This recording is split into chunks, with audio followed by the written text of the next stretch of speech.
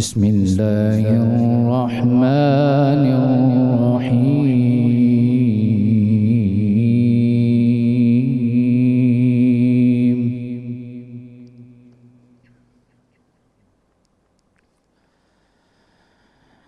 أفحسبتم أنما خلقناكم عبثا وأنكم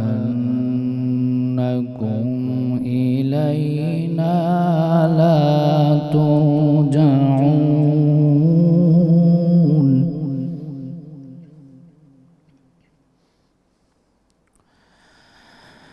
فتعالى الله الملك الحق لا إله إلا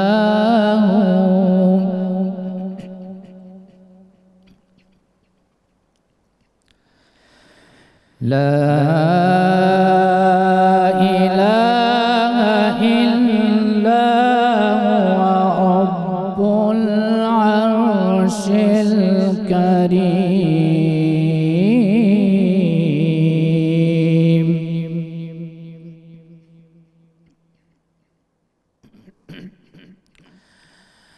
ومن يدع مع الله إلها آخر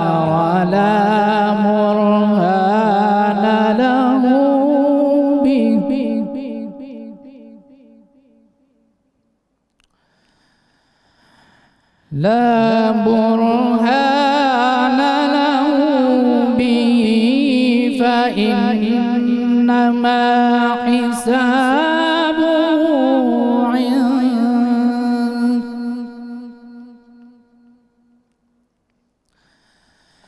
فإنما حسابه عند ربه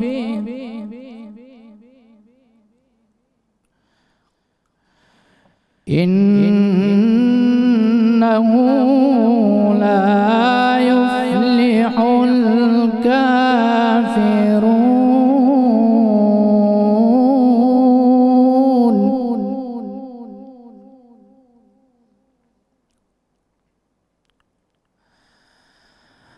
وقل رب اغفر وارحم وأنت خير الراحمين.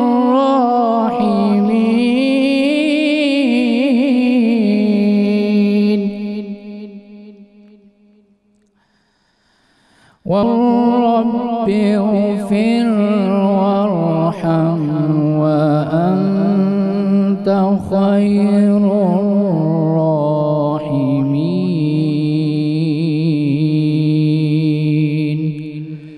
صدق الله العظيم.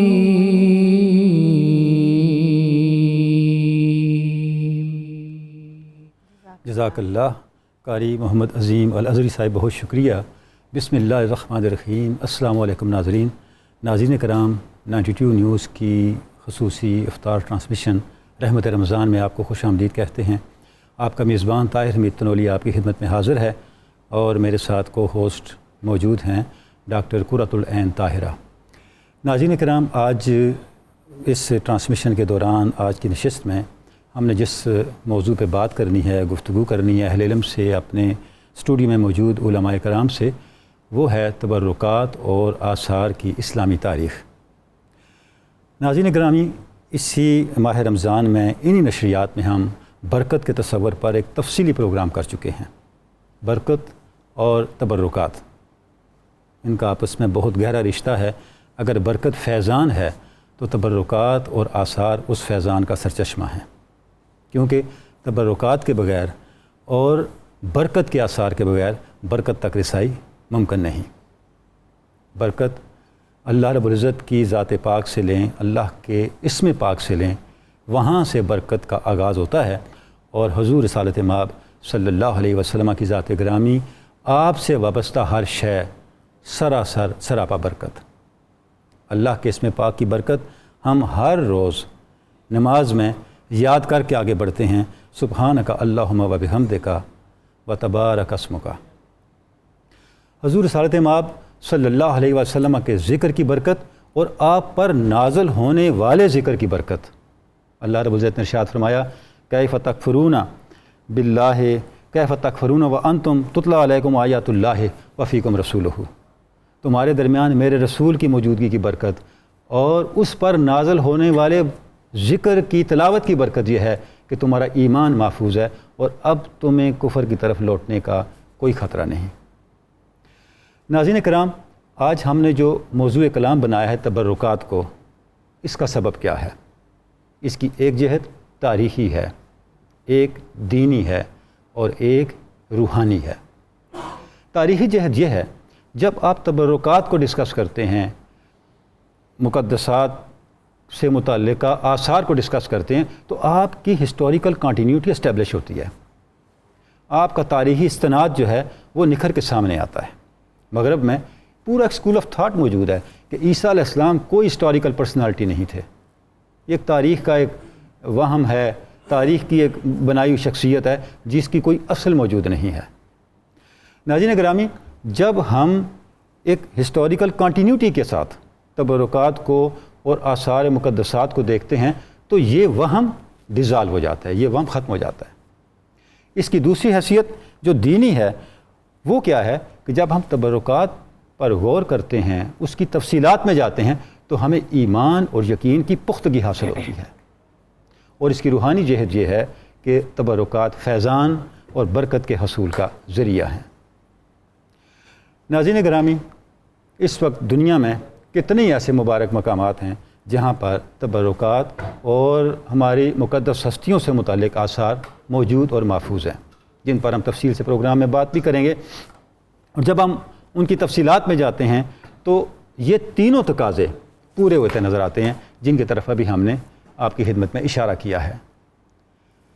قرآن مجید کو دیکھیں، آپ سے متعلقہ جو مقدس تبرکات ہیں ان کو دیکھیں، جہاں جہاں موجود ہیں۔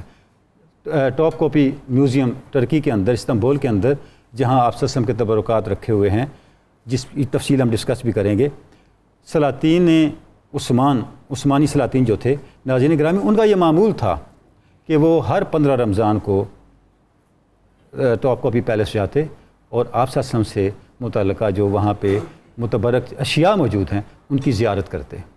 اس کا ایک پورا پروٹوکول طے تھا کہ کس طرح، کتنے اہتمام کے ساتھ، حتیٰ کہ آپ یہ دیکھیں حضرت کعب ابن زہیر کو عطا کی ہوئی آپ کی بردہ مبارک جو وہاں موجود ہے، اس کی جب زیارت کی جاتی تو کوئی بھی اس کو ہاتھ نہ لگاتا، اس کو چومتا نہ، بلکہ پہلے اس کے اوپر ایک ململ کا کپڑا رکھا جاتا جسے دست مال مبارک کہتے وہ، اور اس کو چومتے، اور اس کے بعد اس مبارک بردہ کا کوئی حصہ پانی میں ڈبویا جاتا، آب زمزم میں ڈبویا جاتا یا عرق گلاب میں ڈبویا جاتا، اور پھر وہ عرق گلاب تمام حاضرین میں تقسیم کیا جاتا، جس کی تفصیلات عثمانی سلاطین کی جو پرسنل ان کے میموائرز ہیں، ان کی خاندانی تاریخ سے متعلقہ لکھی گئی کتابیں ہیں، ان میں تفصیل کے ساتھ موجود ہے۔ ناظرین گرامی، یہی صورتحال بقیہ تبرکات کی ہے جو ہم دنیا کے مختلف ممالک میں دیکھتے ہیں، مسلم دنیا میں موجود ہیں، غیر مسلم دنیا میں موجود ہیں۔ جس طرح حضرت عثمان غنی سے منسوب آپ کا تلاوت کے میں رہنے والا جو قرآن مجید کا نسخہ ہے، جو سنٹرل ایشیا میں موجود ہے، اس وقت ازبکستان کے اندر ہست امام لائبریری کے اندر محفوظ ہے، اور جس میں وہ آیہ مبارکہ فَصَ یکفیکہم اللہ وَهُوَ السمیع العلیم پر حضرت عثمان غنی کے پیشانی مبارک سے گرنے والا خون کا قطرہ تک موجود ہے، اس کو ہم دیکھتے ہیں۔ اور مغرب کے محققین نے بھی جا کے اس نسخے کو تحقیق کا موضوع بنایا، جب وہ سینٹ پیٹرزبرگ لائبریری میں آ گیا تھا، رشیا اٹھا کے لے آیا تھا، تو وہ اس نتیجے پہ پہنچے کہ یہ وہ نسخہ قرآن ہے جو سیدنا عثمان غنی کے زمانے میں لکھا گیا تھا۔ یعنی آپ تصور کریں کہ کس طرح سے جو ہسٹوریکل کنٹینیوٹی ہے وہ ان آثار کے ذریعے سے اسٹیبلش ہوتی چلی جاتی ہے۔ آخری بات عرض کروں گا، جو میں نے یہ گزارش کی تھی کہ ان تبرکات کو ڈسکس کرنے کا ایک مقصد ایمان اور یقین کو پختہ کرنا بھی ہے۔ مغرب کی ایک یونیورسٹی میں قرآن مجید کا ایک نسخہ محفوظ ہے، اور وہ نسخہ جب ہم اس کو دیکھتے ہیں ناظرین گرامی، وہ قرآن مجید کے کیلیگرافیکل میریکل ہونے کا عجیب ثبوت ہے۔ جس صفحے کو جہاں سے بھی قرآن مجید کو کھولیں، اس کے ریکٹو اور ورسو یعنی دائیں اور بائیں صفحے کو آپ سامنے رکھیں، ہر صفحہ 15 سطروں پر مشتمل ہے، اور ہر صفحہ اس انداز سے لکھا گیا ہے کہ جس صفحے کو بھی دیکھیں پہلی سطر اور آخری سطر ایک ہی لفظ سے شروع ہوتی ہے، دوسری سطر اور ادھر سے دوسری سطر ایک ہی لفظ سے شروع ہوتی ہے، اور جو 15ویں سطر ہے اس پارے کی، اس صفحے کی اور اس صفحے کی جو 15ویں سطر ہے وہ ایک ہی حرف پہ شروع اور ختم ہو رہی ہے۔ اور مغربی محققین اس بات پر حیران ہیں، نہ کسی لفظ کو کھینچا گیا ہے نہ کسی لفظ کو سکیڑا گیا ہے۔ لکھنے والا کوئی بہت بڑا جیومیٹری کا ماہر اور کوئی بہت بڑا میتھمیٹیشین تھا، کیلیگرافر، جس نے اتنی محنت سے اور اتنے کمال سے اس نسخہ قرآن کو لکھا۔ کسی کتاب کو اتنی سیمیٹری کے ساتھ، اتنی جیومیٹری کا سیمیٹری کے ساتھ لکھنا ناممکنات میں سے ہے۔ ایسی 20 اور مثالیں بھی ناظرین گرامی کوٹ کی جا سکتی ہیں۔ یعنی جب ہم تبرکات کو ڈسکس کرتے ہیں تو اس سے ہمیں تاریخی طور پہ بنیاد میسر آتی ہے، ہمیں اپنے ایمان اور یقین کو وہ اثاثہ ملتا ہے، وہ توانائی ملتی ہے جو صرف عقلی ذرائع سے نہیں مل سکتی، اور پھر ان تبرکات اور ان آثار کے ذریعے سے ہم ان برکتوں تک بھی پہنچتے ہیں جو برکتیں جو ہیں ہمیں اللہ رب العزت نے ان کے ذریعے سے، ان کے وسیلے سے عطا کرنی ہیں۔ ناظرین گرامی، اس موضوع پر ہم تفصیل سے بات کریں گے، اور ہمارے ساتھ مہمان موجود ہیں مفتی محمد فاروق القادری صاحب، جناب ڈاکٹر سید حامد فاروق بخاری صاحب، جناب ڈاکٹر شعیب احمد صاحب اور جناب محمد زبیر صاحب، اور اس کے ساتھ ہم قوالی سنیں گے جناب شیر میاں داد خان صاحب سے، اور کچن میں ہمارے ساتھ منیرہ کرن ہوں گی، نعت ہم حافظ عبدالوحید ساجد صاحب سے سنیں گے۔ پہلے جی منیرہ کرن آپ کچھ بتا دیں پھر ہم آگے چلیں۔ جی، آج میں لے کر آئی ہوں بھنڈی مسالہ، جس میں میں چکن کو ایڈ کروں گی اور بھنڈی کو فرائی کر کے اس کا ہلکا سا میں فلیور دوں گی املی کا، اور اس میں سب چیزیں کیسے کیسے ایڈ کرنی ہے اس کے سٹیپس بتاؤں گی۔ اس کے ساتھ بناؤں گی پیری بائٹس، بازار میں یہ مرچی والی آ چکی ہوئی ہے تو اس کی پیری بائٹس یہ بناؤں گی۔ اس میں آلو کی فلنگ کروں گی، اور اس کو فلنگ کرنا آلو کے ساتھ میں آلو کے رولز بنیں گے۔ اور تھرڈ آج بنے گا اسٹرابری ملک شیک، اس کے ساتھ کمبینیشن بنے گا۔ تو یہ آج کی 3 ریسیپیز ہیں۔ بہت خوب، بہت خوب، ماشاءاللہ۔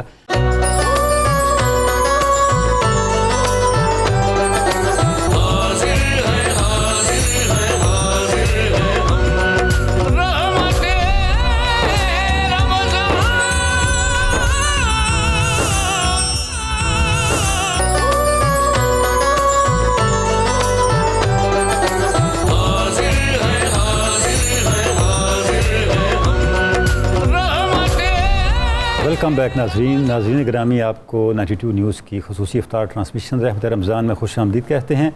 ناظرین کرام، آج ہم گفتگو کر رہے ہیں اسلامی تاریخ میں تبرکات اور آثار، ان کی اہمیت کیا ہے، تاریخی تسلسل کیا ہے، اور اس کی بقیہ تفصیلات پہ ہم بات کریں گے۔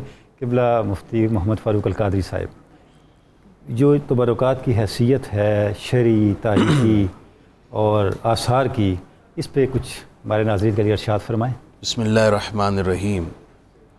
ڈاکٹر صاحب، اللہ تعالیٰ نے بعض نفوس میں، بعض نیک لوگوں کی ذوات میں، ٹھیک ہے، بعض خاص مقامات میں، جی، اور بعض خاص اشیاء اور چیزوں میں برکت رکھی ہوئی ہے، ٹھیک، اور اس کو تائید خود قرآن مجید کی آیات سے حاصل ہے۔ ٹھیک ہے۔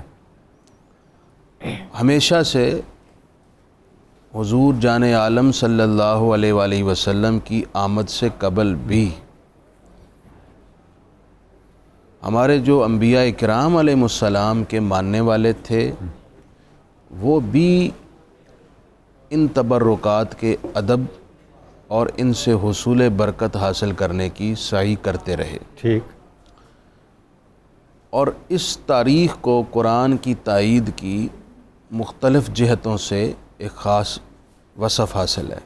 مثلا سورہ بقرہ میں ایک تاریخ کو تائید قرآن یوں ملی کہ قوم موسیٰ تابوت سکینہ سے برکت حاصل کرتے تھے، ٹھیک، جس کا ذکر سورہ بقرہ میں اللہ تعالیٰ نے یوں فرمایا، ان آیت ملکہ ان یأتیکم التابوت فیہ سکینۃ من ربکم وبقیۃ مما ترک آل موسیٰ و آل ہارون۔ ٹھیک، اور یہ بادشاہت کے ساتھ اس کو لنک کیا ہے، اس کو بادشاہت کے ساتھ لنک کیا۔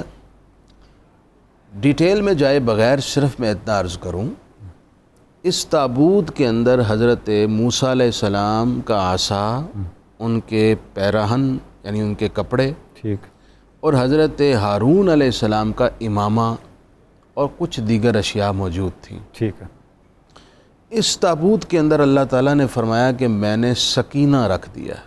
ٹھیک ہے، بنی اسرائیل اس سے برکت حاصل کرتے، اس کے ذریعے سے دعائیں کرتے، اس کو وسیلہ بناتے تو ان کی دعائیں قبول ہوتی، اور اگر کسی جنگ میں اس تابوت کو لے کر شریک ہوتے تو انہیں جنگ میں فتح حاصل ہو جاتی۔ ٹھیک، اسی کو تبرک کہتے ہیں، اسی کو برکت حاصل کرنا کہتے ہیں۔ ٹھیک ہے، قرآن مجید میں سورہ یوسف میں ایک اور تاریخی حوالے کو تائید دی گئی، اور برکت کی حصول کو نہ صرف انڈوس کیا گیا ٹھیک ہے، بلکہ اس پر حقانیت کی اور حقیقیت کی سٹیمپ لگا دی گئی۔ ٹھیک ہے، سورہ یوسف کے اندر حضرت یعقوب علیہ السلام اپنے بیٹے کے فراق، حضرت یوسف کے فراق اور جدائی میں ایک عرصہ روتے رہے، آنکھوں کی روشنی چلی گئی۔ ٹھیک ہے، حضرت یوسف علیہ السلام نے ایک عرصہ بعد اپنے والد گرامی مرتبت کے لیے کوئی میڈیسن نہیں بھیجی، کوئی ڈاکٹرز کی ٹیم یا شاہی اطباء کا ایک وفد نہیں بھیجا، حالانکہ حکمران تھے، سب کچھ آپ کے ماتحت، اختیار میں تھا۔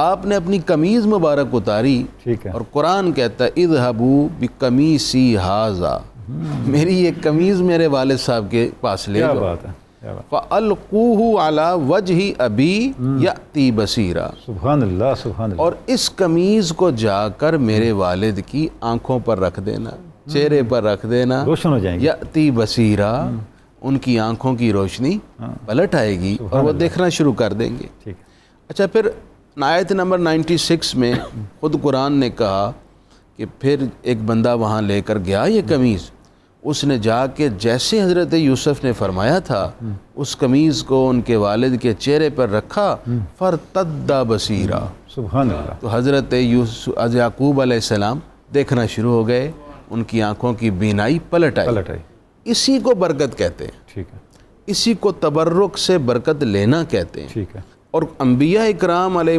السلام یہ خود اختیار فرماتے، حضرت یوسف علیہ السلام اللہ کے نبی ہیں، ادھر بھی نبی، ادھر بھی نبی، ادھر بھی نبی، انہوں نے قمیض بھیجی، انہوں نے قبول فرمائی، سبحان اللہ، اس سے برکت لی۔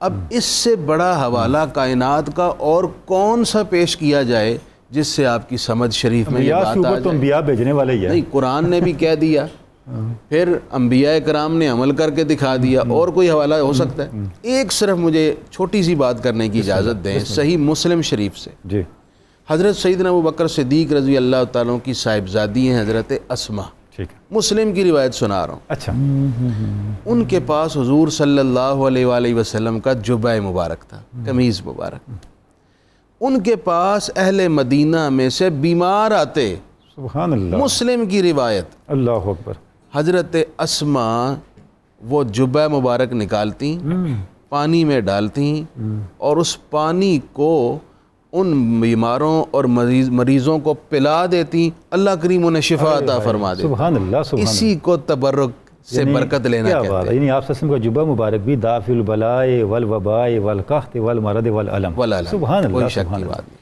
ڈاکٹر حامد بخاری صاحب آپ کی طرف آتے ہیں، آپ ذرا اس پر روشنی ڈالیے گا، کافی حد تک تو مفتی صاحب نے بتایا، آپ ذرا مزید اس کی وضاحت فرمائیے کہ قرآن و حدیث میں تبرکات کی کو کس طرح سے بیان کیا گیا، کیا حیثیت ہے اس کی؟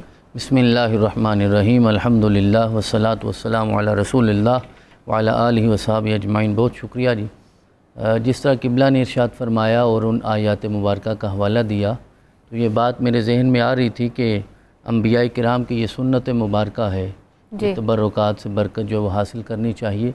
آج ہم بات تو تبرکات پہ کر رہے ہیں، اور بڑے خوبصورت انٹرو تنولی صاحب نے ارشاد فرمایا ہمیشہ کی طرح، لیکن آج کے اس موضوع پہ بڑا ظاہری طور پہ ایسے لگتا ہے کہ مشکل بھی اور خشک موضوع ہے، لیکن آپ نے جس طرح خوبصورت انداز سے نبھایا ہے، جزاک اللہ، یہ بھی مجھے لگتا ہے کوئی برکت سے ہی ہوا ہے، اس کے علاوہ آپ کی یہ شاید برکت ہے ممکن نہیں، جن کا ذکر ہو رہا تھا ان کی برکتیں ہیں۔ کوئی شک نہیں، تو حضور گزارش یہ ہے، قرآن پاک نے تبرکات کے لیے شاعر اللہ کی اصطلاح استعمال فرمائی ہے باقاعدہ طور پہ کہ یہ اللہ تعالیٰ کی نشانیاں ہیں۔ ان الصفا والمروۃ من شعائر اللہ، لیکن صرف یہاں شعائر اللہ نہیں کہا گیا کہ صفا اور مروہ اللہ کی نشانی ہے. امت مسلمہ نے صرف صفا اور مروہ کو ہی اللہ کی نشانی سمجھا اور اسی کو بطور مثال بیان کیا جاتا ہے اور اسی کی وضاحت کی جاتی ہے. صفا اور مروہ کیا ہے؟ آج کی طرح کا خوبصورت صفا اور مروہ تو اس وقت نہیں تھا نا جب حضرت ہاجرہ وہاں دوڑی تھی، تو عام تو پتھر ہی تھے نا جی، وہ ایک پہاڑی تھی. تو حضرت ہاجرہ کو اللہ نے نبوت بھی عطا نہیں فرمائی، رسالت بھی عطا نہیں فرمائی، تو بہت کمال درجہ ہوگا تو ولایت ہی ہوگی نا. تو اس کا مطلب ہے کہ اللہ کے مرد ولی نہیں، کہ عورت ولیہ ہے، اس کے قدم بھی جو پتھر چوم لیتا ہے میرا رب اسے بھی متبرک بنا دیتا ہے، اسے بھی اپنی نشانی قرار دیتا ہے. اور پھر اللہ کی بے نیازی. تنولی صاحب یہ دیکھیے کہ وہاں ایک عورت دوڑی تھی، آج مردوں کو وہاں دوڑنا ہے، آج عورتوں کو نہیں دوڑنا. اگر آپ متبرکات کے اتنے باغی ہیں، اور جس طرح قبلہ نے کہا نا کہ آپ کی سمجھ میں اگر بات آ جائے آپ اتنے باغی ہیں، تو وہاں کہیے نہ جا کے کہ یہاں عورت دوڑی تھی، عورتیں دوڑیں گی مرد نہیں دوڑیں گے. لیکن آپ کو دوڑنا پڑے گا نا، کیونکہ آپ کو ماننا ہے کہ اللہ کا حکم آ گیا. تو میرا رب اپنے محبوب بندوں کی اداؤں کو جب ملاتا ہے، سارے محبوب بندوں کی ادائیں جب مل جاتی ہیں وہی تو شریعت بنتی ہے. شریعت اور کیا ہے؟ تو ہمیں ان چیزوں کو سمجھنا چاہیے کہ اللہ رب العزت نے یہ بھی ارشاد فرمایا وَمَن يُعَظِّمْ شَعَائِرَ اللَّهِ فَإِنَّهَا مِن تَقْوَى الْقُلُوبِ، کہ جو شاعر اللہ کی تعظیم کرتا ہے، تبرکات کی تعظیم کرتا ہے، ان مبارک چیزوں کی تعظیم کرتا ہے، میرا رب اسے دل کا تقوی عطا فرماتا ہے. اس کا مطلب یہ ہے کہ تقوی کی پھر کئی قسمیں ہوں گی. اور صاحب ہم یہ کہہ سکتے ہیں کہ تقوی بھی برکت ہے. تقوی بھی برکت ہی سے تقوی کی برکت ملتی ہے. اور حضور والا دیکھیے میں نے عرض کیا کہ حضرت ہاجرہ تو بہت بڑی ہستی ہیں. وَالْبُدْنَ جَعَلْنَاهَا لَكُم مِّن شَعَائِرِ اللَّهِ. بدن با دال نون یہ قربانی کے جانور کے لیے بولا جاتا ہے. وہ قربانی کا جانور جو کل تک ایک جانور کی حیثیت رکھتا ہے، اس کے علاوہ کچھ نہیں ہے. جب آپ نے اسے خریدا اللہ کے نام پہ اور نسبت قربانی کی پائی، میرا رب قرآن میں کہتا ہے یہ بھی میری نشانی بن جاتی ہے. کیا بات ہے. اور اس کے گلے میں جو آپ پٹا ڈالتے ہیں، جو قلادہ ہے، وہ بھی اللہ کی نشانی بن جاتی ہے. تو ان چیزوں میں میرے رب نے یہ اشارہ فرمایا، بلکہ واضح طور پہ ہماری رہنمائی فرمائی ہے کہ اتنی سی بھی نسبت اللہ کی ذات کے ساتھ ہو جائے وہ چیز متبرک ہو جاتی ہے اور ہمیں اسے برکت جو ہے وہ حاصل کرنی چاہیے. اب اگر آپ صحن کعبہ میں آ جائیں تو حجر اسود سے لے کر عمومی طور پہ ہر ایک کی زبان پہ خان صاحب حجر اسود کا لفظ ہوتا ہے. حجر ہوتا کیا ہے؟ پتھر. یقیناً پتھر کو کہا جاتا ہے. تو پتھر برکت والا ہو گیا ہے. وہ کیوں؟ حضرت سیدنا فاروق اعظم نے عقیدہ دیا. آپ نے جب بوسہ دیا اور بوسہ دے کر کہنے لگے کہ میں اس لیے نہیں چومتا، یہ برحق ہے کہ اسے چومنے سے گناہ معاف ہوتے ہیں، لیکن وہ بھی تو اسی ہستی نے کہا ہے نا گناہ معاف ہوتے ہیں. اور آقا نہیں فرمایا جنت سے آئے، نہ ہم نے جنت کو دیکھا ہے نہ پتھر آتے دیکھا ہے، بس آقا نے. حضرت سیدنا صدیق اکبر تو یہاں تک ارشاد فرمایا کرتے تھے کہ میں رسول اکرم کے گھٹنے کے ساتھ گھٹنا جوڑ کے بیٹھا ہوتا ہوں، اتنی قربت ہوتی ہے، مجھے نہیں پتا جبریل آیا ہے جبریل چلا گیا. آقا فرماتے آیا تھا، میں کہتا ہوں آیا تھا. آقا فرماتے چلا گیا، میں کہتا ہوں چلا گیا. تو عقیدہ یہ ہے کہ حضرت فاروق اعظم کہتے ہیں میں صرف اس لیے چوم رہا ہوں کہ میرے محبوب اسے چوما کرتے تھے. تو تابوت سکینہ کا ذکر ہوا اور آخری لفظ ہے اس آیت مبارکہ کا، تابوت سکینہ کو تحملہ الملائکہ. تابوت سکینہ کو ملائکہ اٹھاتے ہیں. اس کی نسبت کس کے ساتھ ہے؟ حضرت موسیٰ کے ساتھ نہیں ہے، حضرت ہارون کے ساتھ نہیں ہے، آل موسیٰ اور آل ہارون کے ساتھ ہے. تو اگر آل موسیٰ اور آل ہارون کی نسبت والا تابوت ملائکہ اٹھاتے ہیں تو پھر آل محمد کی نسبت کا مقام کیا ہوگا، اس کی شان کیا ہوگی. اور حجر اسود تو آقا نے ایک بار، دو بار، 4 بار، 6 بار چوما ہوگا. حسن حسین کو تو صبح و شام چوما کرتے تھے. تو میرے رب نے قرآن عزیز میں اور احادیث طیبہ سے ہمیں رہنمائی ملتی ہے، جس کی ذرا سی نسبت بھی میرے رب کی ذات کے ساتھ ہو جائے وہ متبرک ہوتی ہے اور وہ شاعر اللہ میں. سبحان اللہ. جناب ڈاکٹر شعیب احمد صاحب ماشاءاللہ بڑے اچھے انداز سے ڈاکٹر صاحب نے بھی اور قبلہ مفتی صاحب نے بھی اس کو ایلابوریٹ کیا کہ برکت کیا ہے، تبرک کیا ہے اور اس کی اہمیت کیا ہے. اچھا ڈاکٹر صاحب ہم دیکھتے ہیں کہ تبرکات کو محفوظ کرنے کی بھی روایت ہمارے ہاں ہے اور آپ صلی اللہ علیہ وسلم نے جن چیزوں کو استعمال فرمایا ان کو محفوظ کیا گیا. اور بلکہ کہنا یہ چاہیے کہ تبرک کو محفوظ کرنے کی سنت تو اللہ نے قائم کی نا. اِنَّا نَحْنُ نَزَّلْنَا الذِّكْرَ وَإِنَّا لَهُ لَحَافِظُونَ. برکت کا جو سب سے بڑا سرچشمہ قرآن مجید ہے، اللہ فرما رہا ہے میں اس کا محافظ ہوں. گویا برکت کے سرچشموں کی حفاظت اللہ نے خود قائم کر کے بتا دی. تو آپ صلی اللہ علیہ وسلم کی جو استعمال میں چیزیں تھیں ان کی حفاظت کا سلسلہ، اس پہ کچھ ارشاد فرمائیں.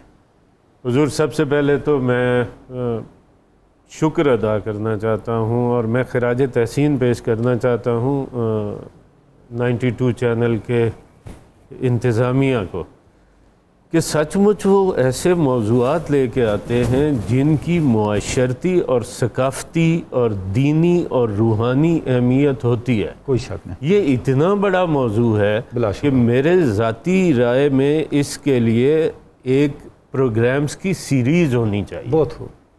یعنی تبرکات کی جو اقسام ہیں اور پھر ان کے موجود ہونے پر اور جو اس میں کساد بازاری اور جو جیل سازی اور جو کچھ ہو رہا ہے پورا ایک میدان ہے. یعنی ایک آپ 15-20 پروگراموں پہ ایک سیریز بنا سکتے ہیں اور مجھے امید ہے کہ جس روش پہ یہ پروگرام چلتے ہیں انشاءاللہ میری یہ خواہش پوری ہوگی.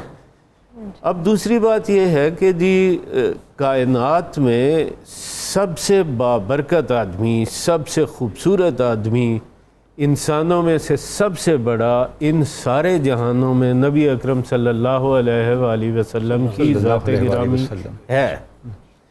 اچھا آپ پہ جتنی برکتیں نازل ہوئیں، آپ سے جتنی برکتیں پھوٹیں کائنات میں، اس کا اور کہیں تصور نہیں کیا جا سکتا. اس بات میں بھی کسی کو کوئی شک و شبے کی گنجائش نہیں ہونی چاہیے کہ سارے جہانوں میں سب سے زیادہ چاہا جانے والا نبی اکرم صلی اللہ علیہ وسلم کے سوا کوئی نہیں ہے. سب سے زیادہ چاہنے والے، سب سے زیادہ فداکار، سب سے زیادہ جانثار ساتھی جیسے نبی اکرم صلی اللہ علیہ وآلہ وسلم کو میسر تھے، ایسے کہیں میسر نہیں ہیں. چنانچہ ان لوگوں نے آپ کے اٹھنے بیٹھنے کو، آپ کے چلنے پھرنے کو، آپ کے پہننے اوڑھنے کو، آپ کے کہنے کو، ایک ایک چیز کو اس قدر تفصیل سے محفوظ رکھا ہے کہ ہمیں آج بھی اگر ہم پوری یقین کے ساتھ اور اعتماد کے ساتھ یہ چیلنج کر لیں کہ کوئی ایک شخصیت کائنات میں ایک ایسی لے کے آئیں جس کے بارے میں اتنی تفصیلات ملتی ہوں کہ وہ مسکراتے ہیں تو ان کے اتنے دندان مبارک نظر آتے ہیں، وہ چلتے ہیں تو یوں چلتے ہیں. اچھا اب آ جاتے ہیں تبرکات کی طرف. ایک ذات جو پوری کی پوری برکت ہے، اس ذات کے ساتھ جن چیزوں کو تمسک حاصل ہے یا جن چیزوں کو ان سے توسل حاصل ہے یا جو چیزوں ان کے استعمال میں رہی ہیں، ان میں برکت کیسے نہیں ہوگی؟ یعنی مجھے یہ ساری باتیں آپ بالکل اس لیے سوالات کر رہے ہیں کہ لوگوں کو سمجھ آ جائے، لیکن میرا خیال ہے کہ یہ ایک بالکل اضافی قسم کی بات ہے کہ جی ان کی حیثیت کیا ہے. نبی اکرم صلی اللہ علیہ وآلہ وسلم کے فداکار ساتھیوں نے جب آپ نے اپنے بال کٹوائے تھے تو کوئی بال زمین پہ گرنے نہیں دیا تھا. آپ جب حلق کرواتے تھے کوئی بال زمین پہ نہیں، آپ وضو فرماتے تھے قطرہ پانی کا زمین پہ نہیں اترتا تھا. آپ کے استعمال شدہ کپڑے آپ دیکھیں، حضرت ابو طلحہ کو کہا کٹنگ کروائی کہ جی یہ آپ تقسیم کر دیں لوگوں کو. نبی کریم صلی اللہ علیہ وآلہ وسلم ارشاد فرما رہے ہیں کہ یہ لوگوں کو تقسیم کر دو، تو اس تقسیم کا کوئی مقصد ہوگا نا، وہی برکت کا تسلسل. اس کے بعد آپ کے کپڑے، حضرت ام سلیم رضی اللہ عنہ کے گھر آپ تشریف لے جاتے تھے اکثر، اور وہاں تشریف لے گئے اور جس مشکیزے سے پانی پیا، کھڑے ہو کے جہاں ہونٹ مبارک لگا کے پانی پیا، حضرت ام سلیم نے حضور صلی اللہ علیہ وآلہ وسلم کی موجودگی میں وہ حصہ کاٹ کے بطور تبرک رکھ لیا. سبحان اللہ سبحان اللہ. صحابہ کرام میں سے کسی نے کہا کہ جی مجھے اپنی قمیض عنایت فرمائیں، کسی نے کہا مجھے اپنے نالین مبارک.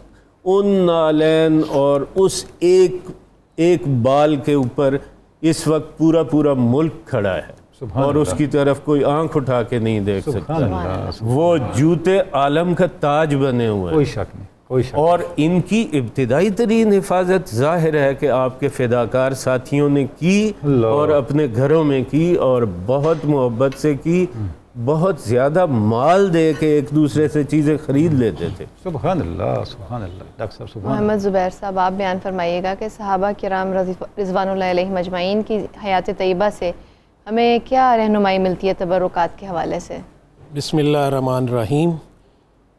صحابہ کرام جو تھے وہ آپ صلی اللہ علیہ وسلم کے پروانے اور آپ صلی اللہ علیہ وسلم کے متوالے تھے. بالکل. اور آپ صلی اللہ علیہ وسلم سے کوئی بھی چیز جس کا انتصاب رسول کریم صلی اللہ علیہ وآلہ وسلم سے کیا جاتا تھا وہ آپ کو دنیا و ما فیہا سے بڑھ کے عزیز ہوتی تھی. درست. حضرت ام سلیم کا انہوں نے ذکر کیا تو وہ رسول کریم صلی اللہ علیہ وسلم کے پسینہ مبارک وہ کہتی تھی یہ مشک اور عطر سے بڑھ کے اور خوشبو پھولوں کی خوشبوؤں سے بڑھ کے یہ خوشبودار. اور وہ اکٹھا کرتی تھی اور وہ کہتی تھی کہ جب بیٹیوں کی شادی ہوتی ہے ہم بچوں کو دیتے ہیں. اور ایک دفعہ آپ صلی اللہ علیہ وسلم نے پوچھا کہ یہ کیا کر رہی ہو؟ انہوں نے کہا جی اپنے بچوں کے لیے رکھ رہی ہوں. تو آپ صلی اللہ علیہ وآلہ وسلم نے فرمایا کہ تو بالکل ٹھیک کر رہی ہے. اللہ. تو صحابہ کرام تو اس طرح تھا کہ مدینہ منورہ میں ٹھنڈ بھی ہوتی تھی, فجر کے بعد خدام مدینہ برتن لے کے آ جاتے تھے. رسول کریم صلی اللہ علیہ وسلم ان تمام برتنوں میں اپنا ہاتھ برکت دینے کے لیے ڈال دیتے تھے. اور رسول کریم صلی اللہ علیہ وسلم نے اگر کسی پہ ہاتھ رکھا نا اس کی بگڑی بن گئی. کسی کے سینے پہ ہاتھ رکھا تو علم و حکمت کے سرچشمے پھوٹ پڑے. آپ صلی اللہ علیہ وسلم نے کسی کی طرف نگاہ کر دی, آپ صلی اللہ علیہ وسلم مسکرائے تو وہ سوئی حضرت عائشہ صدیقہ رضی اللہ تعالیٰ عنہ نے ڈھونڈ لی اس سے. اور پھر آپ صلی اللہ علیہ وسلم کے جو لعاب مبارک تھا اس کی برکت تو یہ تھی کہ آپ صلی اللہ علیہ وسلم اپنا لعاب لگا کے مٹی پہ لگا کے وہ بسم اللہ وہ جو ہے تربتی اردنا والی دعا پڑھتے اور صحابہ کرام کے زخموں پہ لگاتے اور وہ فوراً ٹھیک ہو جاتا. اور اسی طرح سے آپ صلی اللہ علیہ وسلم نے خود پروموٹ کی ہے یہ چیزیں. کیسے پروموٹ کی کہ حضرت فاطمہ بنت اسد رضی اللہ تعالیٰ عنہ جب رحلت کر گئیں تو آپ صلی اللہ علیہ وسلم نے فرمایا کہ یہ میرا کرتا ان کو پہنائے اور اس کے بعد ان کو کفن پہنائے. اور پھر آپ کی صاحبزادی حضرت زینب سلام اللہ علیہ جب وہ رحلت کر گئیں تو اپنی چادر دی کہ یہ چادر پہنا کے پھر کفن دے. اور پھر جب حضرت عبداللہ بن حارث بن عبد المطلب بن ہاشم جب فوت ہوئے تو ان کو بھی اپنی قمیص مبارک عطا کی اور فرمایا کہ یہ بہت خوش قسمت ہے کہ ان کو ہم نے یہ قمیص مبارک عطا کی ہے اور یہ بہت بڑی سعادت ان کو حاصل ہو گئی ہے. اچھا یہ تو آپ صلی اللہ علیہ وسلم کی زندگی میں تھا نا. اور رسول کریم صلی اللہ علیہ وسلم کی زندگی کے بعد حضرت عبداللہ بن عمر تو ہر وقت اس طاق میں رہتے تھے کہ مجھے کوئی برکت مل جائے کسی طرح سے. ذوالحلیفہ میں گئے تو وہاں پہ آپ نے کنکروں والی پتھریلی زمین تھی, وہاں پہ 2 نفل پڑھ رہے تھے. لوگوں نے پوچھا کہ آپ ادھر کیوں پڑھ رہے ہیں, کسی آرام دہ جگہ پہ پڑھیں. کہہ لیں رسول کریم صلی اللہ علیہ وسلم نے یہاں پڑھا تھا اس لیے میں یہاں سے برکت حاصل کروں. ایک دفعہ آپ صلی اللہ علیہ وسلم کے ممبر مبارک کو ہاتھ ایسے مس کر کے تو اپنے جسم سے لگا رہے تھے, اپنے منہ پہ مل رہے تھے. تو یہ برکت کے لیے اس طرح کرتے تھے. جیسے صحابہ کرام رسول کریم صلی اللہ علیہ وسلم نے ایک دفعہ پانی منگوایا, ہاتھ دھوئے, منہ دھوئے, اس میں کولی کی اور خود عنایت فرمایا صحابہ کو کہ اس کو پی بھی لیں اور اس کو اپنے چہروں پہ مل لیں, اپنے سر پہ ڈال لیں. سبحان اللہ, سبحان اللہ. زبیر صاحب بہت ہی ایمان افروز انداز سے آپ نے بھی اور ڈاکٹر صاحب نے بھی اس مبارک موضوع پہ بات کی.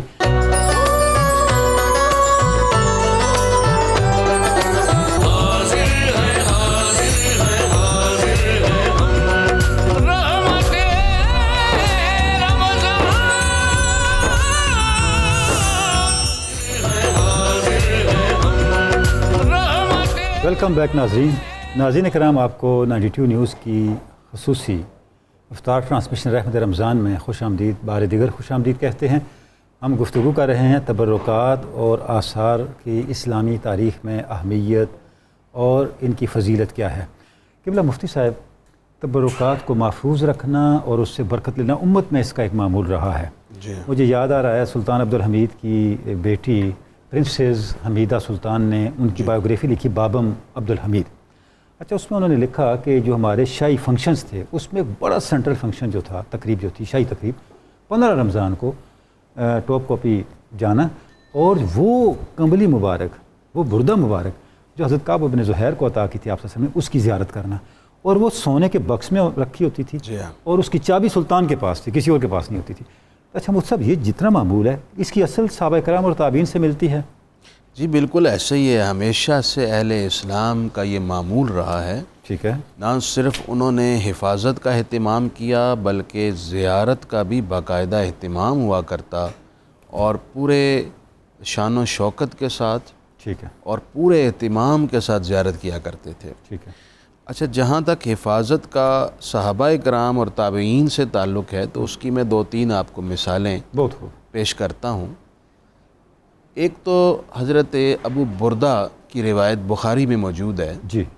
فرماتے ہیں میں حضرت عبداللہ بن سلام کے پاس بیٹھا ہوا تھا. اچھا. یہ بعد از وصال نبی پاک علیہ السلام کا واقعہ, آپ کے وصال کے بعد کا واقعہ.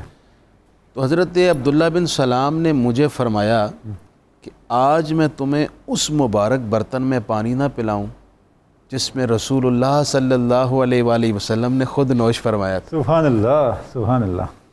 پھر مجھے وہ گھر لے کر گئے اور مجھے اس برتن سے پانی پلایا. اب دیکھیے کہ کتنا اہتمام تھا. حضرت انس بن مالک رضی اللہ تعالیٰ عنہ سے ایک روایت حضرت عاصم روایت کرتے ہیں. وہ کہتے ہیں کہ حضرت انس کے پاس بھی رسول اللہ کا ایک برتن تھا سبحان اللہ. جس میں آقا کریم علیہ السلام نے نوش فرمایا تھا. وہ برتن ٹوٹ گیا. اچھا. حضرت انس بن مالک رضی اللہ تعالیٰ عنہ پر یوں گراں گزرا جیسے کہ ان سے کائنات کی سب سے قیمتی چیز کھو گئی ہے. ٹھیک ہے. بڑے پریشان ہو گئے, کیا کیا جائے. اب انہوں نے اس برتن کو جوڑنے کے لیے کسی اور چیز کا اہتمام نہیں کیا. ٹھیک ہے. ان کی کیپیسٹی میں جو سب سے بڑھ کر جو قیمتی چیز تھی وہ چاندی کے تار تھے. ٹھیک ہے. انہوں نے چاندی کے تار سے اس برتن کو جوڑ کر اپنے پاس محفوظ رکھا. ٹھیک ہے. یہ بھی روایت اتھینٹک موجود ہے. سبحان اللہ سبحان اللہ. اچھا, تیسری روایت میں آپ کی خدمت میں ایک اور پیش کرنا چاہتا ہوں. جی مفتی صاحب. وہ حضرت سہل سے ہے. اچھا.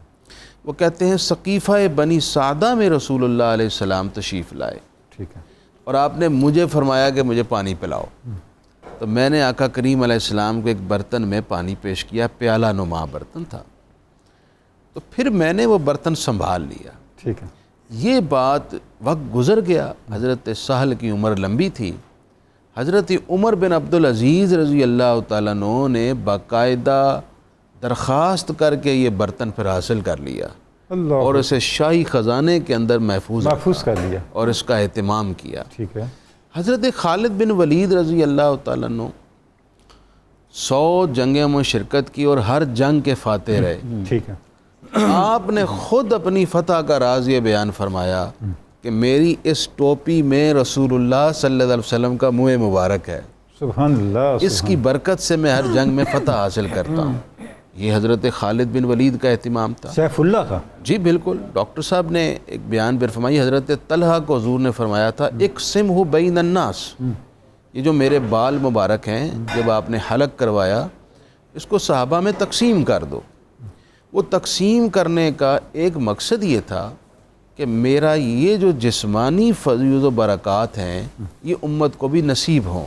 سبحان اللہ. تقسیم کیے گئے, صحابہ تک پہنچے, صحابہ سے ان کی اولادوں میں گئے, نسل در نسل یہ آگے چلتے گئے اور پھر مختلف ممالک میں مختلف جگہوں پر محفوظ ہوئے. آپ نے جس قرآن مجید کا ذکر فرمایا مصحف عثمانی کا, جی جی, میں نے اس کی زیارت کی ہے الحمدللہ. سبحان اللہ. میں جب تاشقند میں گیا, ٹھیک ہے, تاشقند میں ایک بڑا خوبصورت انہوں نے ایک مقام ترتیب دیا اور اس کے اندر وہ مصحف موجود ہے. سبحان اللہ. اور کمال کی بات یہ ہے کہ اس پوری بلڈنگ میں مختلف رومز ہیں جی جی, اور ہر روم کے اندر ہی قرآن مجید ہیں اور سارے قرآن مجید تاریخی ہیں. وہ قرآن محل سبحان اللہ, تاریخی نسخے ہیں سارے ٹھیک ہے, جو عہد صحابہ کے ہیں اور مختلف صحابہ نے مختلف تابعین نے جو جو لکھے انہوں نے وہاں محفوظ بڑی کیے. بات ہے مفتی صاحب. اور درمیان میں جو مرکزی جگہ ہے شیشے کے باکس میں وہ مصحف عثمانی ہے. سبحان اللہ. اچھا, ٹاپ کاپی میں بھی اچھا, میں آپ سے ہوں پوچھنا چاہوں گا کہ آپ کو یہ بھی موقع ملا کہ وہ آیا مبارکہ بھی آپ کو دیکھنے کا جس پہ جی ہاں وہ آیت نظر آتی ہے, وہ سامنے انہوں نے مصحف کھولا ہوا ہے اور وہی ورق سامنے, ہاں, تو اس پہ وہ اور وہاں درج بھی ہے, وہ خون کا قطرہ بھی ہے. سبحان اللہ. اور وہ درج بھی ہے, اور یہ لکھا آپ ہوا نے ہے. فرمایا تھا کہ جب تمہاری شہادت ہوگی تو خون کا قطرہ اس آیت پہ گرے گا. یہی معجزہ جو ہم بات کر رہے ہیں یہ تاریخی تسلسل اسٹیبلش ہو رہا ہے. تاریخی تسلسل ہے. اچھا مفتی صاحب, میں ایک جملے کا اضافہ کر دوں. آپ نے اس قرآن شریف کی زیارت کی ہے. الحمدللہ میں نے اس قرآن شریف کی زیارت کی جس کا میں نے ذکر کیا, جو جرمنی کی لائبریری میں ہے, اور جو قرآن مجید کے میتھمیٹیکل معجزے کا مظہر ہے. اس بات کو آگے بڑھاتے ہیں. اب ڈاکٹر صاحب سے بھی کچھ عکس فیض کریں. ڈاکٹر حامد بخاری صاحب, آپ بیان فرمائیے گا. بڑی معلومات افزا گفتگو جاری ہے ہماری. تبرکات سے جو برکت کا حصول ہے اس کی شرعی حیثیت کے حوالے سے بتائیے گا, اور بتائیے گا کیا اس میں شرک یا بدعت کے خدشات ہو سکتے ہیں؟ جی ڈاکٹر صاحبہ, یہ بہت اہم سوال ہے کہ جب ہم عقیدت کی بات کرتے ہیں یا تبرکات کی بات کرتے ہیں تو قرآن عزیز کہتا ہے وَخُلِقَ الْإِنسَانُ ضَعِيفًا. انسان کو کمزور پیدا کیا گیا, وہ جسمانی اعتبار سے بھی کمزور ہے اور بعض اوقات عقیدے کے ہاتھوں بھی کمزور پڑ جاتا ہے. جی. تو ہمیں ان چیزوں کو پیش نظر رکھنا ہے. اس میں بنیادی جملہ میں ایک عرض کرنا چاہوں گا کہ ہر وہ عقیدت اور ہر وہ برکت یا ہر وہ متبرک چیز معتبر اور مستند ہے جو عقیدہ توحید کے تابع ہو. درست. جو عقیدہ توحید کے تابع نہیں ہوگی نہ وہ عقیدت قبول ہے نہ وہ برکت قبول ہے. صحیح. یہ بنیادی چیز ہمیں پیش نظر رکھنی چاہیے. دوسری اس میں بات یہ ہے شرعی حد کی اگر ہم بات کریں تو جو بھی کسی چیز سے یا مکان سے یا زمان سے یا کسی انسان سے آپ کو برکت حاصل کرتے ہیں اس میں یہ عقیدہ ہونا چاہیے کہ اس میں مؤثر حقیقی اور فاعل حقیقی اللہ کی ذات ہے, اسی نے برکت رکھی ہے. صحیح. چلیں یہ تو اور بات ہے نا, یہ روحانی بات ہے جو روحانی لوگوں کو سمجھ آئے گی. اگر ہم جسمانی یا طبی بات کریں تنولی صاحب کی توجہ سے کہ جب ہم ہاسپٹل جاتے ہیں اور کوئی ڈاکٹر ہمیں کوئی دوا تجویز کرتا ہے تو اس میں بھی ہمارا عقیدہ یہ ہونا چاہیے کہ اس دوا میں, اس گولی میں, اس انجیکشن میں برکت اللہ نے پیدا فرمائی, وہی شفا دینے والا. اور اگر وہی ٹیبلٹ ہی مؤثر حقیقی ہوتی یا وہ انجیکشن ہوتا یا وہ ڈاکٹر ہوتا تو کیوں ایمبولینس نکلتی ہیں ہاسپٹل سے باہر, کیوں ڈیتھ سرٹیفکیٹ جاری ہوتے ہیں؟ اس کا مطلب ہے جب تک میرا رب اجازت دیتا ہے اس دوا میں شفا ہوتی ہے, جب میرے رب کا حکم ہوتا ہے تو شفا واپس لے لی جاتی ہے. تو مؤثر حقیقی اللہ کی ذات ہے. اور اس کا واضح عقیدہ حضرت سیدنا عیسیٰ علیہ السلام کے جتنے معجزات قرآن میں بیان ہوئے آپ سے بڑھ کر لفظوں میں, ویسے تو ہمارے رسول کے معجزات سب سے بڑے ہیں, سب سے زیادہ ہیں, یعنی جس طرح اتنی کثرت سے بیان کیا جا رہا ہے وہ کون سا نبی آیا جس کا لعب دہن بھی معجزہ ہے؟ عصا تو معجزہ ہوئے, ید بیدا تو معجزہ ہوئے, لیکن لعب دہن تو معجزہ صرف محمد رسول اللہ کا, آمینہ کے لال کا, آپ کے سوا کسی اور کا نہیں ہے.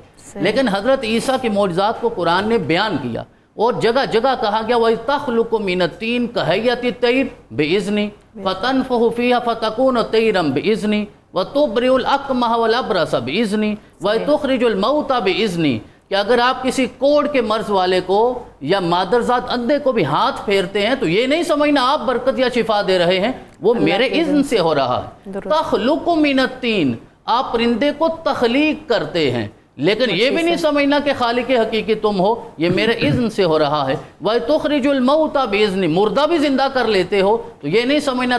تو لہٰذا جہاں سے بھی برکت حاصل ہو, برکت حاصل بھی کرنی چاہیے, لیکن عقیدہ یہ رکھنا چاہیے کہ مؤثر حقیقی میرے رب کی ذات ہے.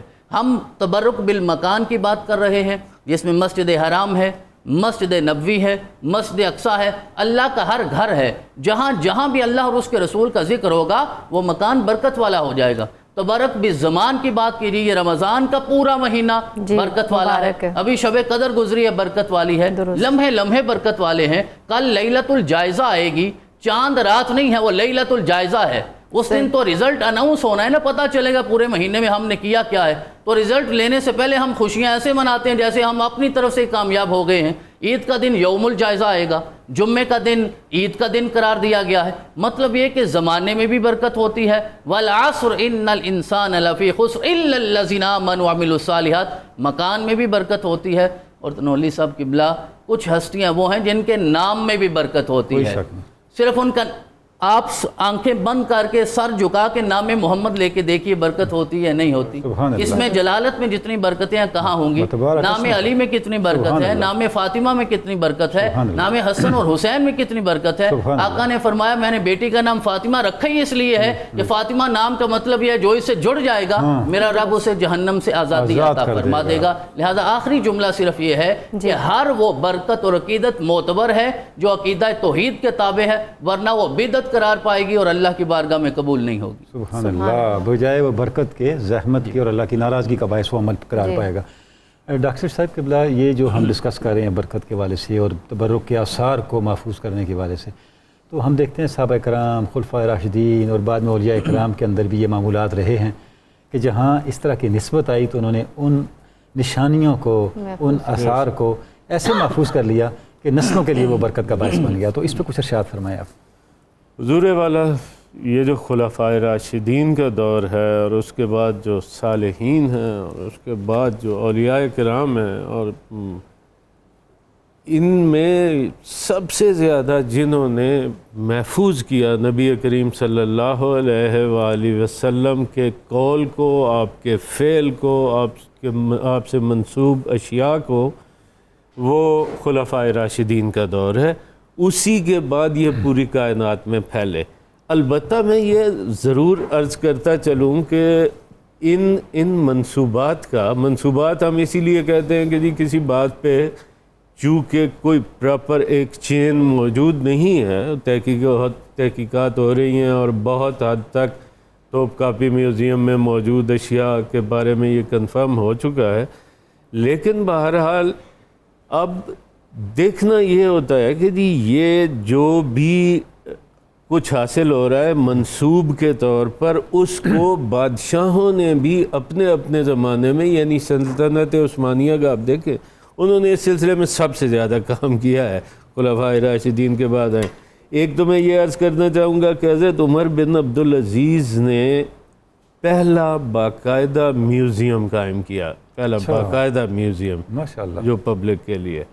دوسرا یہ کہ جی انہوں نے لوگوں سے چیزیں خرید کے اکٹھی کی، اور کہیں سے اگر دنیا کے ایک کونے سے کسی کو پتہ چلتا کہ جی وہاں سے کوئی چیز حاصل ہو گئی ہے، مثلا موئے مبارک آ رہا ہے، اب وہ دنیا کے دوسرے کنارے پہ منتقل کیا جا رہا ہے.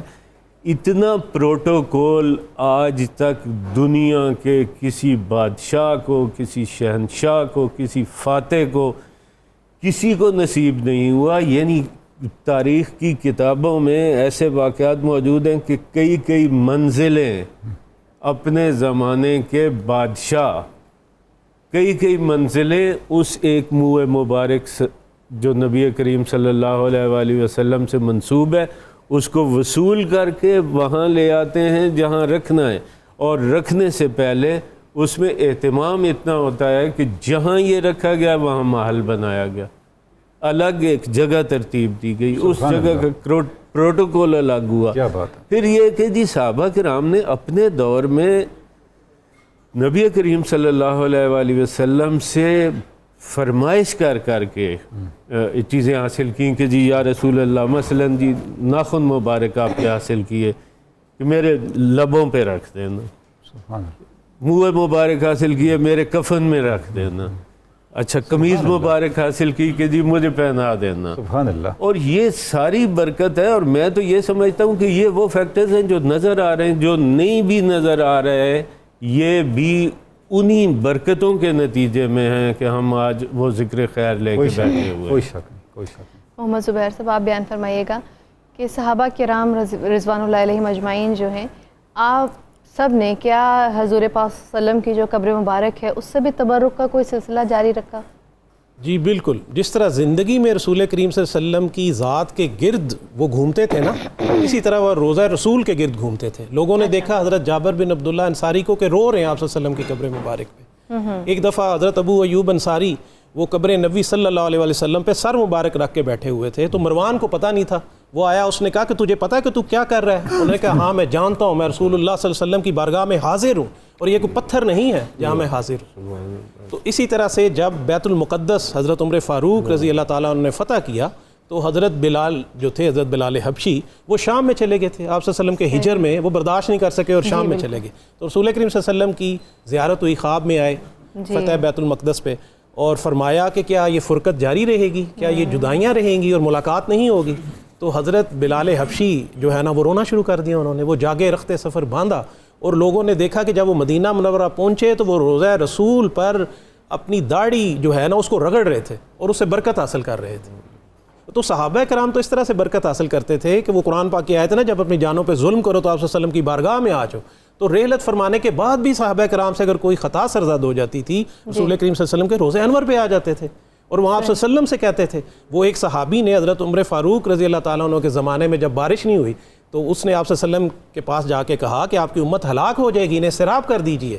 تو آپ صلی اللہ علیہ وسلم خواب میں آئے اور کہا کہ عمر کو جا کے کہہ دو کہ میں نے سیرابی کر دی ہے، میں نے یہ قحط پڑا اس کو ختم کر دیا ہے. تو اس کے بعد کہتے ہیں بڑی موسلا دھار بارش ہوئی، بڑا سبزہ اگ گیا. تو وہ صحابہ کرام تو اسی طرح سے، جس طرح علامہ اقبال نے فرمایا اپنے خط میں کہ جس طرح صحابہ کرام رسول کریم صلی اللہ علیہ وسلم سے فیض حاصل کرتے تھے، میرا عقیدہ ہے، میرا یقین ہے کہ آج بھی امت مسلمہ اسی طرح سے فیض حاصل کر سکتی اور کر رہی ہے. سبحان اللہ، سبحان اللہ، سبحان اللہ. ناظرین گرامی، ہم ڈسکس کر رہے ہیں تبرکات اور مقدسات سے متعلقہ آثار، ان کی اسلامی تاریخ میں اہمیت کیا ہے، کس طرح مختلف ادوار میں امت کے اندر ان سے برکت لینے کی روایت موجود رہی ہے، اور اس کی کتنی مستحکم قرآن و سنہ کی بنیادیں موجود ہیں. ناظرین گرامی، آپ نے ہمارے ساتھ رہنا ہے. ابھی ہم ایک بریک لیں گے، بریک کے بعد آپ سے پھر ملاقات ہوتی ہے.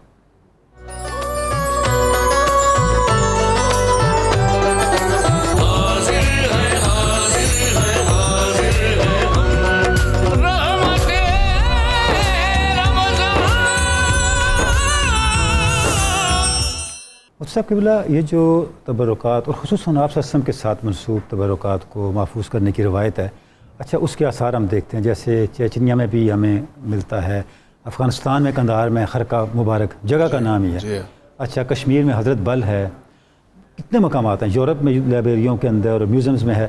اچھا ایک جو بڑی آپ نے ذکر کیا تھا لیکن وقت کام تھا، وہ بات آدھے میں رہ گئی، ٹاپ کاپی پیلس، تو آپ نے وزٹ بھی کیا ہے، تو اس پہ روشنی ڈالے، وہاں کون سے تبرکات ہیں، ان کی کیا عظمت ہے؟ ماشاءاللہ۔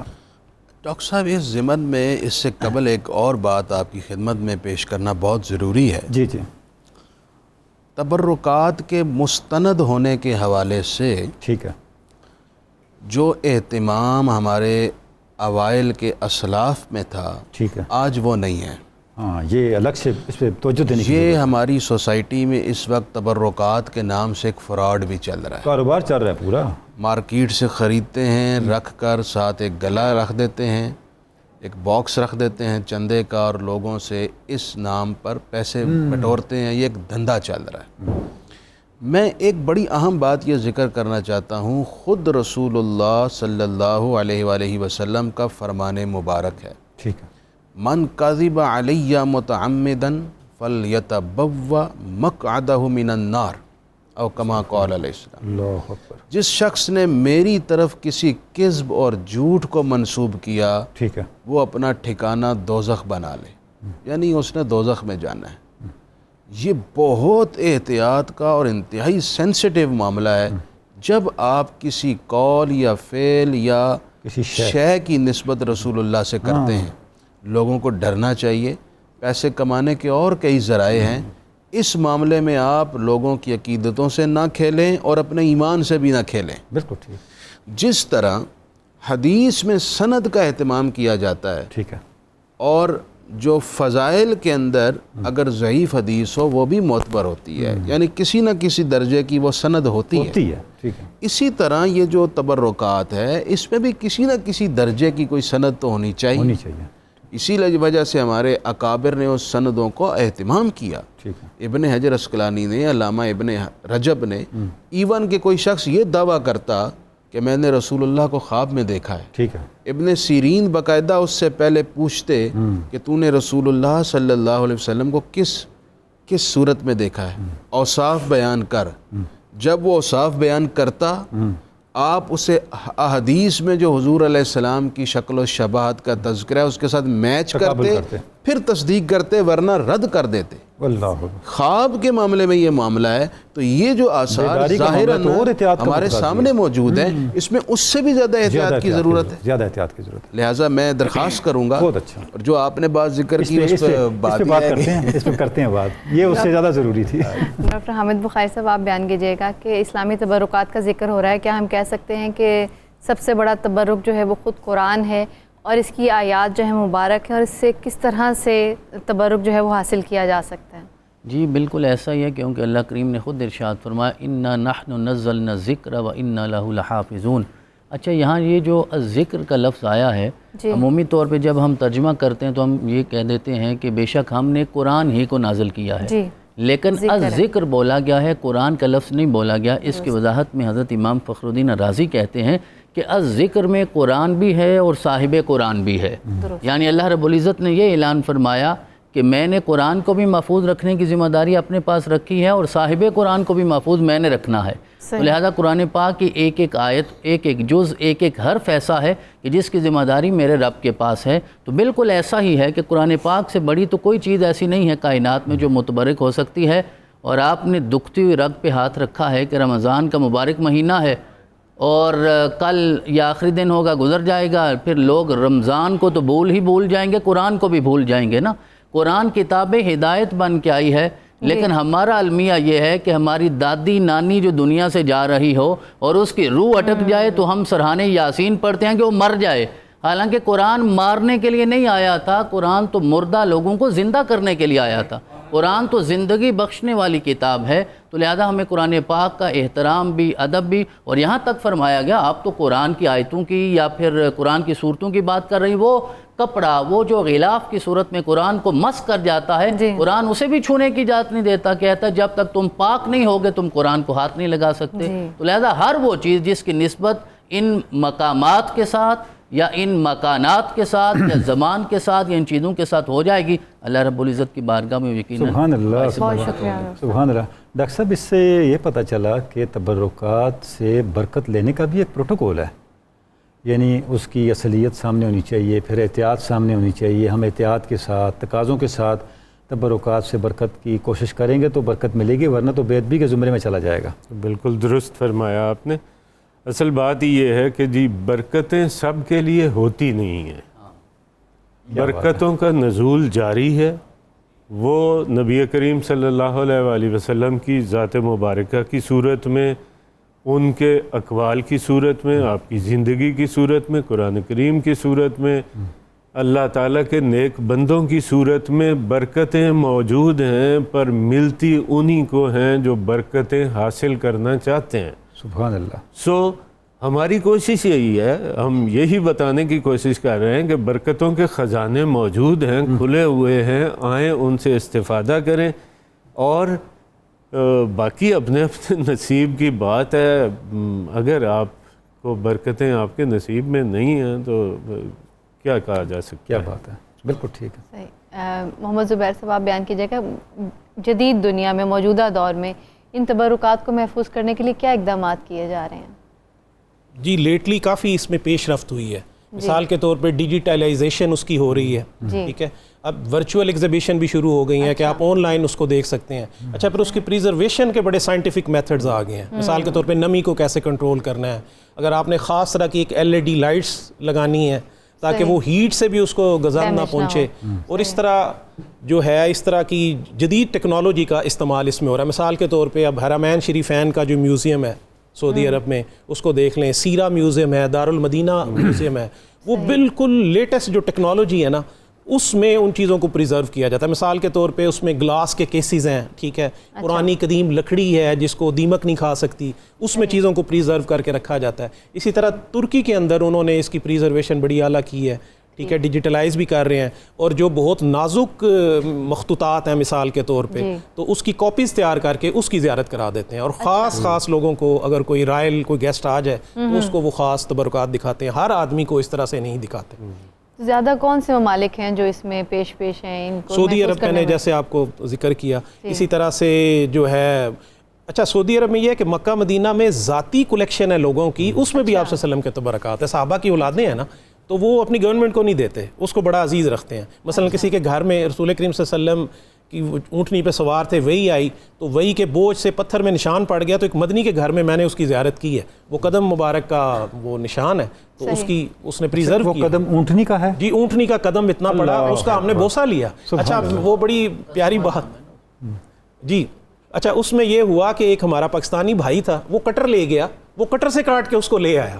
یعنی مقصد ہے کہ اس کی سیکیورٹی کا بندوبست کرنا بڑی ضروری ہے۔ یہ جو تبرکات ہے ہر کس و ناقص کو آپ اکراس دی بورڈ سب کے سامنے ایکسپوز نہیں کر سکتے، تو اپنا سیکیورٹیز انہوں نے بھی بڑی ٹائٹ کر دی ہیں، بڑی سخت کر دی ہیں۔ اور اچھا اس میں ایک اور چیز، ایک ڈیولپمنٹ ہے کہ اب لیگل فریم ورکس بن رہے ہیں، قواعد و ضوابط بن رہے ہیں پوری دنیا میں، لیجسلیشن ہو جائے تو پھر بھی لیجسلیشن ہو رہی ہے، اور وہ اس سے ریگولیٹ اس کو کر رہے ہیں، بہتری کے آثار ہیں۔ بہت شکریہ، بہت خوب۔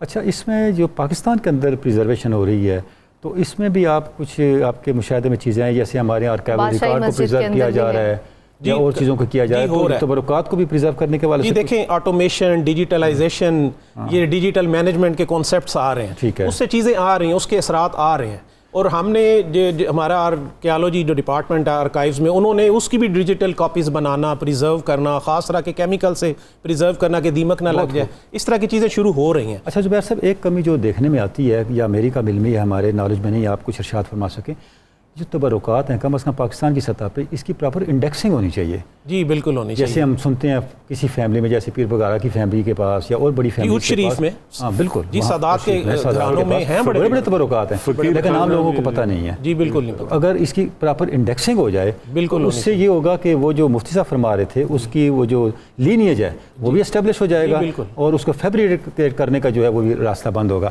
ناظرین کرام، ہم گفتگو کر رہے ہیں تبرکات اور آثار کی اسلامی تاریخ پر۔ ابھی ایک بریک کا وقت ہے، آپ ہمارے ساتھ رہیں گے، بریک کے بعد آپ سے پھر ملاقات ہوتی ہے۔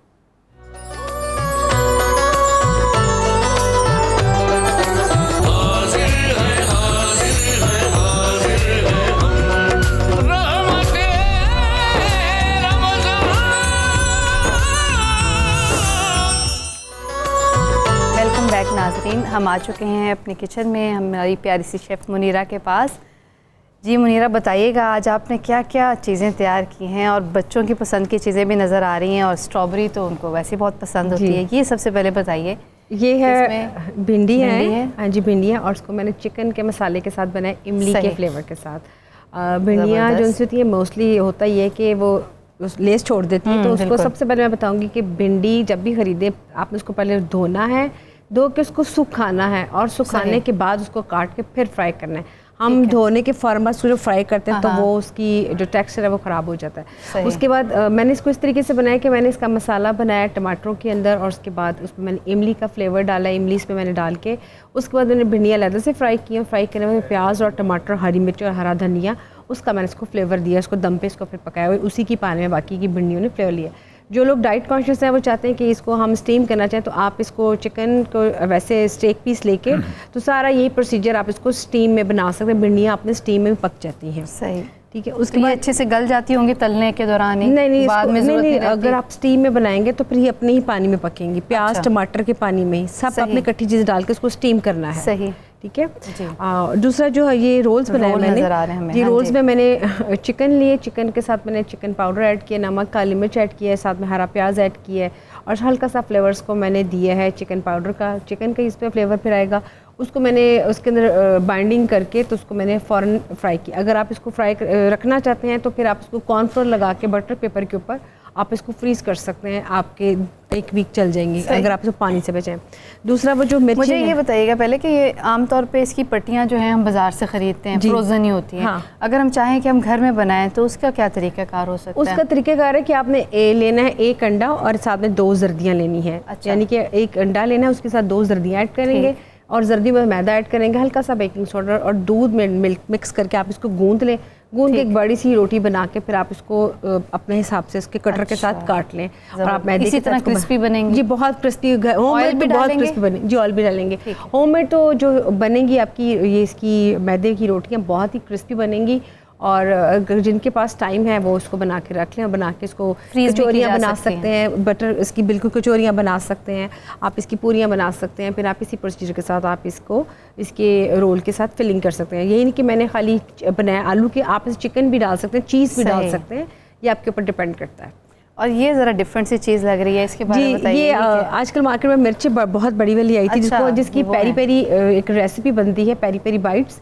تو میں نے اس مرچ کے اندر، اس میں وہ تیکھی نہیں ہوتی بالکل بھی، لیکن اس کو میں نے ہلکا سا سرکہ لگا کے اس میں جو تھی فلنگ، میں نے اس پہ فلنگ ایڈ کی ہے. بیسیکلی اس کے اندر فلنگ ہے، باقی اس کی میں نے باہر تھوڑی سی کوٹنگ کی ہے. اگر آپ چاہیں تو آپ اس کے اندر ہی کوٹنگ کر کے آپ اس کو ایز اٹ از بھی فرائی کر سکتے ہیں، اور بہت اچھی روٹی کے ساتھ کھانے میں. کہ ڈفرینٹ ایک آپ ریسیپی آپ دہی کے ساتھ، چٹنی کے ساتھ، آپ اس کو دوپہر کی روٹی کے ساتھ اس کو بھی، اس مرچ کو بھی کھا سکتے ہیں. کیا بات ہے. چلیں جی، ایک یونیک چیز بنائی ہے آج آپ نے، تو انشاءاللہ اس سے لطف اندوز ہوں گے. جی تنولی صاحب، پروگرام کا سلسلہ آگے بڑھائیے. جی ناظرین کرام، اب وقت ہوا ہے قصیدہ غوثیہ کا. ہم مفتی محمد فاروق القادری صاحب سے قصیدہ غوثیہ سنیں گے، اس کے بعد مفتی صاحب دعا کروائیں گے. لیکن مفتی صاحب قبلہ، اگر آپ ناظرین کے لیے تبرکات کے بارے سے ایک مختصر سا پیغام بھی دے دیں. ڈاکٹر صاحب، میرا پیغام یہ ہے کہ ہمارے ناظرین میں سے ہر گھر میں ایک ایسا یقینی تبرک ہے جس کے تبرک ہونے میں کوئی شک نہیں. بسم اللہ. اور وہ ہیں آپ کے ماں باپ. سبحان اللہ. اللہ کے رسول علیہ السلام نے فرمایا جس نے ماں باپ کو 1 مرتبہ محبت کی نظر سے دیکھا، سبحان اللہ، اللہ اسے مقبول حج کا ثواب دے گا. اگر آپ یہ بات نہ کہتے تو پروگرام نامکمل رہتا. بڑا ہی سعادت مند ہے وہ سبحان اللہ جو اس تبرک سے برکت حاصل کرنے میں کامیاب ہوتا ہے. سبحان اللہ. بسم اللہ الرحمن الرحیم. اللہم صل علی سیدنا محمد معدن الجود والکرم وآلہ وبارک وسلم. یا شاہ جیلا یا شاہ جیلا یا شاہ جیلا یا شاہ جیلا یا شاہ جیلا یا شاہ جیلا یا شاہ جیلا يا شاه جينا سقاني الحب كاسات الوصال فقلت لخمرتي نحوي تعالي سعت ومشت لنحوي في كؤوس فهمت بسكرتي بين الموالي فقلت لصائر الأقطاب لموا بحالي وادخلوا وانتم رجالي وهموا واشربوا وانتم جنودي فساقي القوم بالوافي ملالي مقامكم العلا جمع ولكن مقامي فوقكم ما زال علي أنا في حضرة التقريب وحدي يصرفني وحسبي ذو الجلال أنا البازي وأشهب كل شيخ ومن ذا في الرجال يعطي مثالي كساني خلعة بالطراز عز وتوجني بتيجان الكمال واطلعني على سر القديم وقلدني وعطاني سؤالي وولاني على الأقطاب جمعا فحكمي نافذ في كل حال يا شاهدينا يا شاهدينا يا شاهدينا يا شاهدينا فلو ألقيت سري في بحار لسار كل غورا في الزوال ولو ألقيت سري في جبال لدقت واختفت بين الرمال ولو ألقيت سري فوق النار لخمدت والتفت من سر حالي ولو ألقيت سري فوق ميت لقام بقدرة المولى تعالي وما منها شهور أو دهور تمر وتلقضي إلا تالي وتخبرني بما يأتي ويجري وتعلمني فاقصر عن جدالي مريدي هموتي واشتح وغني وافعل ما تشاء فالاسم علي مريدي لا تخف الله ربي أعطاني رفعة نلت المنال طبولي في السماء والأرض دقت وشوس السعادة قد بدا لي بلاد الله ملكي تحت حكمي ووقتي قبل قلبي قد سفالي نظرت إلى بلاد الله جمعا كخردلة على حكم اتصالي يا شاهدينا يا شاهدينا يا شاهدينا يا شاهدينا درست العلم حتى صرت قطبا ونلت السعد من مولى الموالي فمن في أولياء الله مثلي ومن في العلم والتصريف حالي رجالي في أواجرهم سيام وفي ظلم الليالي كاللآلي وكل ولي له قدم وإني على قدم النبي بدر الكمال نبي هاشمي مكي نجازي هو جد به نلت الموالي مريدي لا تخف واش فإني عزوم قاتل عند القتال أنا الجيلي محي الدين اسمي وعلامي على رأس الجبال أنا الحسن والمخدع مقامي وقدامي على عنق الرجال وعبد القادر المشهور اسمي وجدي صاحب العين الكمال تقبل لي ولا تردد سؤالي أغثني سيدي انظر بحالي يا شاهدينا يا شاهدينا يا شاهدينا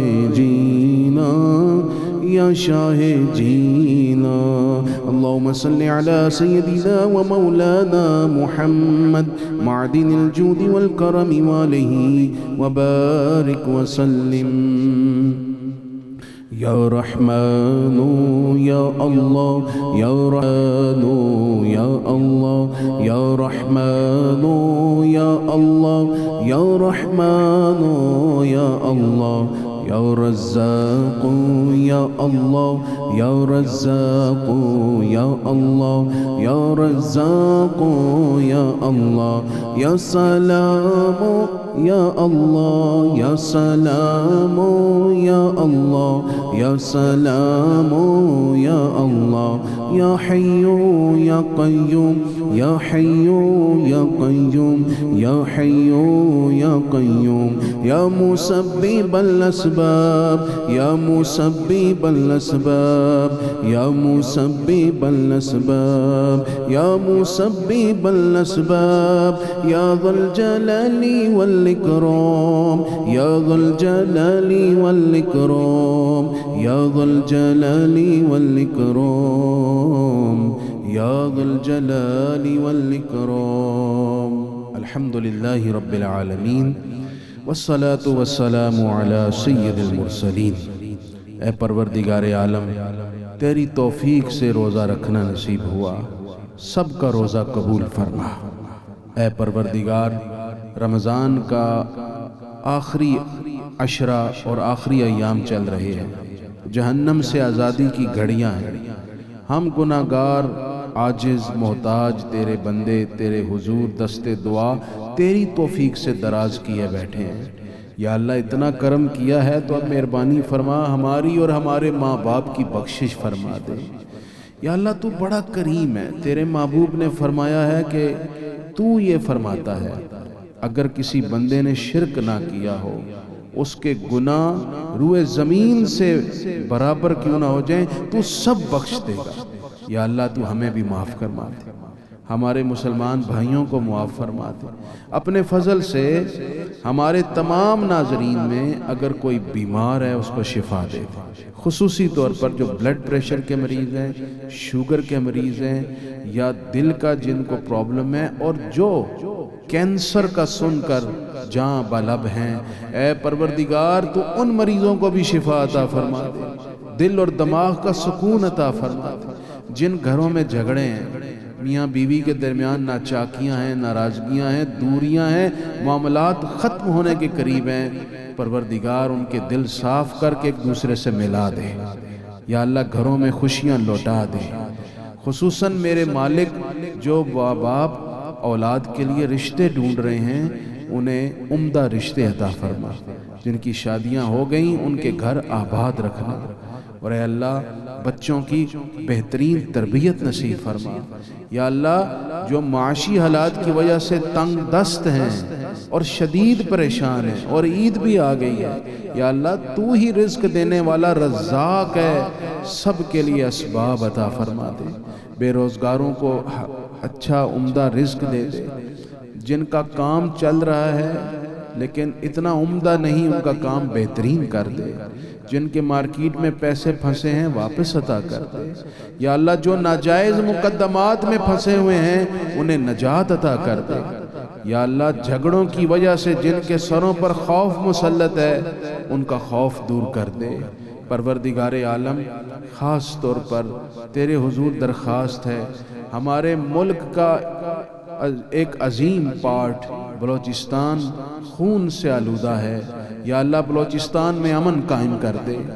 ہمارے تمام بلوچی بھائیوں کو ہدایت دے دے جو راہ راست سے ہٹ کر اپنوں کو ہی نقصان دے رہے ہیں. یا اللہ انہیں راہ راست دے دے. پختونخوا میں یا اللہ امن قائم فرما دے. ہمارے ملک کو مستحکم کر دے، برکتوں کا گہوارہ بنا دے. زمین سے یا اللہ خزانے نکال دے، آسمان سے برکتیں نازل فرما دے. وصلی اللہ تعالی علی حبیبہ سیدنا و مولانا محمد وعلی آلہ واصحابہ اجمعین برحمتک یا ارحم الراحمین. ناظرین کرام، لاہور اور اس کے مضافات میں افطار کا وقت قریب ہے. آپ بھی افطار کر لیں، ہم بھی افطار کرتے ہیں. افطار کا وقفہ ہے، اس کے بعد آپ سے پھر ملاقات ہوتی ہے انشاءاللہ.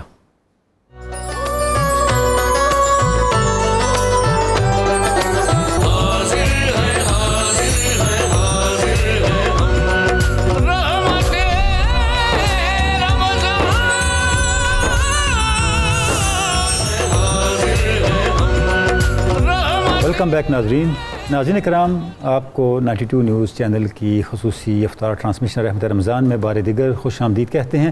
گفتگو ہو رہی ہے تبرکات اور آثار کی اسلامی تاریخ کے حوالے سے.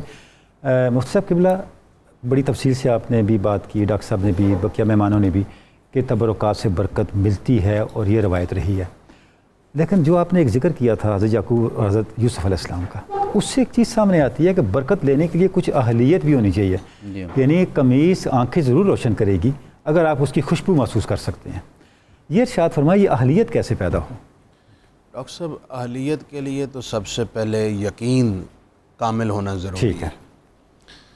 اور جیسے مجھ سے قبل ڈاکٹر حامد صاحب نے ذکر کیا ہے، یہ عقیدہ تبرکات میں ایک کی حیثیت رکھتا ہے کہ اللہ تعالیٰ ہی ہے جس نے اس میں برکت پیدا کی ہے، ٹھیک ہے، اور اللہ تعالیٰ ہی ہے جو ہمیں برکت عطا فرماتا ہے۔ سبحان اللہ، سبحان اللہ۔ اور ظاہر ہے ایک مسلمان کا یہی عقیدہ ہے، اس لیے جہاں کہیں کوئی تبرک سے برکت لینا چاہے دھڑلے سے اس پر کوئی فتویٰ نہیں داغنا چاہیے، ٹھیک ہے، اس سے امت میں انتشار پیدا ہوتا ہے۔ رسول اللہ صلی اللہ علیہ وسلم نے فرمایا واللہ ما اخاف علیکم ان تشرکوا بعدی، یہ بخاری کے الفاظ ہیں۔ رسول اللہ نے قسم اٹھائی اور فرمایا مجھے اللہ کی قسم ہے اے میری امت، مجھے تم سے شرک کرنے کا کوئی خوف اور خدشہ نہیں ہے، ٹھیک ہے، تم شرک نہیں کرو گے۔ جب رسول اللہ فرما رہے میری امت شرک نہیں کرے گی، یہی تو ختم نبوت ہے۔ اور آپ خواہ مخواہ جسارت کرتے ہوئے ہر تیسرے مسلمان کو مشرک بناتے پھرے، ٹھیک ہے، تو پھر اس سے انتشار، جھگڑے اور فساد پیدا ہوتا ہے۔ ٹھیک ہے، کوئی مسلمان یہ عقیدہ نہیں رکھتا کہ کسی تبرک میں حقیقتاً برکت ہے۔ ایک مجھے مثال دینے دیجئے، پھر آپ بات آگے بڑھا لیجئے۔ بسم اللہ۔ آپ حرم شریف جاتے ہیں بیت اللہ میں، اللہ پاک نے وہاں بھی انبیاء کے تبرکات خود محفوظ کیے ہیں۔ ٹھیک ہے، مقام ابراہیم ایک ایسا پتھر جہاں حضرت ابراہیم کے پائے مبارک کا نقش ہے، سارے حرم کو چھوڑ کر اللہ فرما رہا ہے کہ تم طواف کرنے کے بعد یہاں آ کے نماز یہاں پڑھو، پڑھو نماز۔ وَاتَّخِذُوا مِن مَقَامِ ابراہیم مصلی۔ اس کی وجہ کیا؟ تاکہ تمہیں برکت ہمارے ابراہیم، ہمارے خلیل کے پائے مبارک کے منقوش پتھر کا برکت حاصل ہو جائے۔ سبحان اللہ۔ اب ایک سوال یہاں، بلکہ سوال ہی نہیں، میں نتیجہ عکس کر کے بتا دیتا ہوں۔ جس پتھر پر حضرت ابراہیم کا پاؤں مبارک کا نقش ہو وہ برکت والا ہے، جہاں خود ذات خلیل موجود ہو وہ مقام کتنی برکت والا ہوگا۔ سبحان اللہ۔ جہاں خود ذات مصطفیٰ جو سید الانبیاء ہے یا دیگر صحابہ و صالحین موجود ہوں، وہ مقام، وہ مزار، وہ مقبرہ بھی تو برکت والا ہوگا۔ سبحان اللہ۔ پھر ایک اور بات دیکھیے، پتھر پر چند لمحوں کے لیے ایک نقش ہوا، صحبت میں چند لمحے رہا ایک پتھر، وہ پتھر ہمیشہ کے لیے سراپا برکت بن گیا۔ تو جو اہل بیت، جو صحابہ کرام، جو ازواج مطہرات رسول اللہ صلی اللہ علیہ وسلم سے ایک عرصہ مس رہے یا آپ کا خون ہے، وہ کس قدر سراپا برکات اور دائمی برکات سے لبریز ہوں۔ کیا بات، اللہ پاک اس لیے اللہ پاک نے یہ برکات ہمارے لیے رکھی ہیں، حسن عقیدت کے ساتھ اور ادب کے ساتھ ان سے فائدہ سبحان اٹھانا چاہیے۔ اللہ، سبحان اللہ۔ ڈاکٹر حامد بخاری صاحب، آپ بیان فرمائیے گا کہ روزہ مبارک جو ہے اس کی تعمیر کے حوالے سے اس میں کیا کیا تبرکات جو ہے وہ موجود ہیں؟ میں وقت کی نزاکت کے مطابق عرض کروں گا کہ دیکھیے کہ کائنات میں جو سب سے مقدس ترین ٹکڑا ہے وہ وہی ہے جس میں میرے اور آپ کے آقا جناب محمد رسول اللہ صلی اللہ علیہ وسلم کا جسد اطہر موجود ہے، اور رسول اللہ نے خود ارشاد فرمایا ما بین بیتی و ممبری روضۃ من ریاض الجنہ، کہ میرے گھر سے لے کر اور میرے ممبر تک جتنی جگہ ہے یہ جنت کا ٹکڑا ہے۔ آقا نہ بھی یوں واضح الفاظ میں فرماتے، جہاں آقا تشریف فرمایا وہ یقیناً جنت ہی جنت ہے۔ صحیح۔ اور حضرت ربیعہ کو آقا نے ارشاد فرمایا مانگو کیا مانگنا چاہتے ہو، تو عرض کرنے لگے یا رسول اللہ جنت میں بھی آپ کی رفاقت مانگنا چاہتا ہوں۔ اس کا مطلب یہ ہے کہ جنت تو ہے ہی ہے، اس میں کوئی ایسی کلام والی بات نہیں ہے، لیکن اللہ رب العزت کی بارگاہ سے اس ہستی کو مانگنا چاہیے جو صاحب جنت ہے، جو مالک جنت ہے، جو قاسم جنت ہے۔ خالق جنت وہ ہے، آپ مالک جنت ہیں۔ اب مالک جنت نے جس کو چاہا سرداران جنت بنا دیا، اس میں ناراض ہونے والی تو کوئی بات نہیں ہے۔ تو حسن اور حسین تو جنتی نوجوانوں کے سردار ہیں، اور جس طرح قبلہ نے ارشاد فرمایا جو چیز ظاہر کو مس کرتی ہے وہ اتنی برکت والی ہے، تو جو جگر کا ٹکڑا ہے اس کا کمال کیا ہوگا، اور جسے صبح و شام لعاب دہن نصیب ہوتا ہے ان کا کمال کیا ہوگا۔ تو یہ روزہ اطہر کائنات میں وہ جگہ ہے جو سب سے مقدس ترین ہے، اور آقا نے ارشاد فرمایا یہ دنیا کی جنت ہے، اور یہ فلسفہ اس لیے دیا گیا ہے کہ وہ جنت جو بعد میں ملے گی جس کے لیے مرنا پڑے گا۔ حضور والا جنت سارے لینا چاہتے ہیں، مرنا بہرحال کوئی نہیں چاہتا، لیکن دنیا میں بھی جنت ہے، اور اس کا فلسفہ یہ ہے کہ کعبے میں آؤ تو گناہ معاف ہوں گے، حجر چومو گناہ معاف ہوں گے، لیکن جنت کی ضمانت لینے کے لیے پھر محمد رسول اللہ صلی اللہ علیہ وسلم کے قدموں میں آنا ہوگا۔ اور آج اس روزے کے ارد گرد جو ہمیں دیواریں نظر آتی ہیں وہ اعزاز اللہ نے حضرت عمر بن عبدالعزیز کو عطا فرمایا، اور یہ گنبد خضرا 1817 میں عثمانی خلیفہ سلطان محمود ثانی نے بنایا۔ سبحان اللہ، سبحان اللہ۔ ڈاکٹر صاحب یہ جو آثار ہیں تبرکات ہیں. دیگر انبیاء کے تبرکات کے حوالے سے بھی کچھ معلومات اگر ہم ناظرین تک پہنچا سکیں. جی ہاں، ہیں تبرکات محفوظ ہیں. مثلاً عصائے موسوی جی جی کے بارے میں روایت ہے کہ وہ کوپی پیلس کے اندر ہے. وہ وہاں محفوظ ہیں.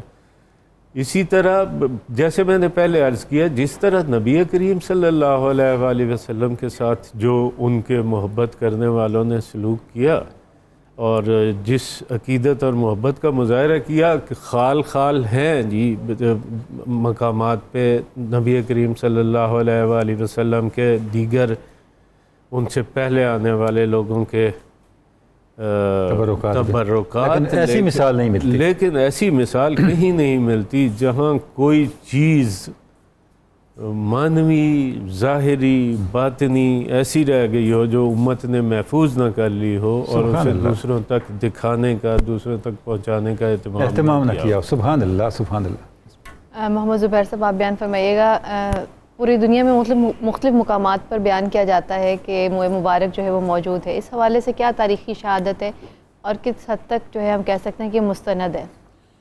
جی دیکھیں، اسلام میں جو چیزیں ہوئی ہیں وہ درجہ بدرجہ ہوئی ہیں.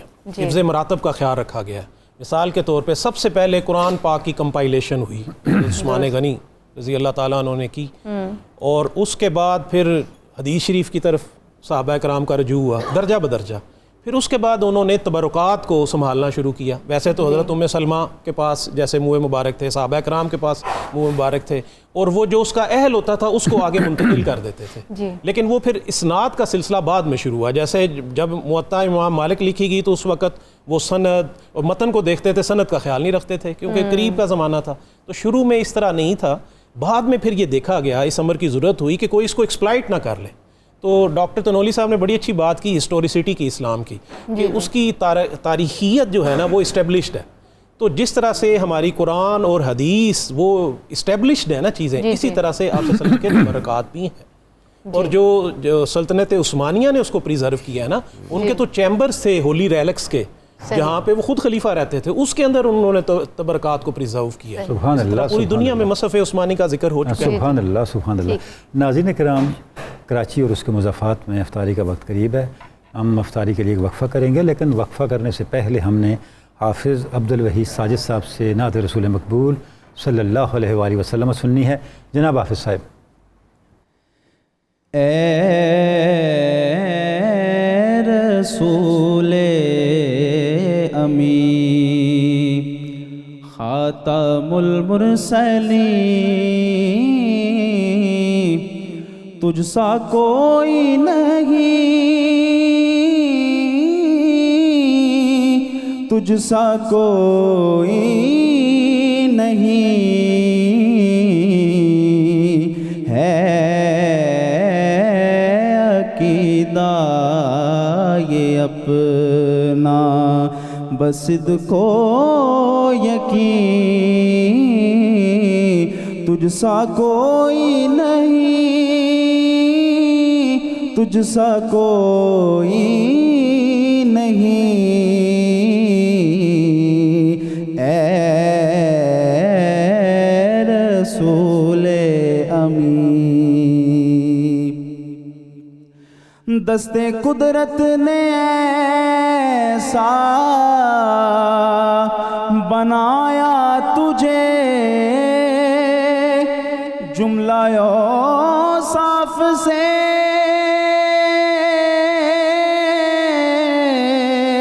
خود سجایا تجھے، جملہ اوصاف سے خود سجایا تجھے.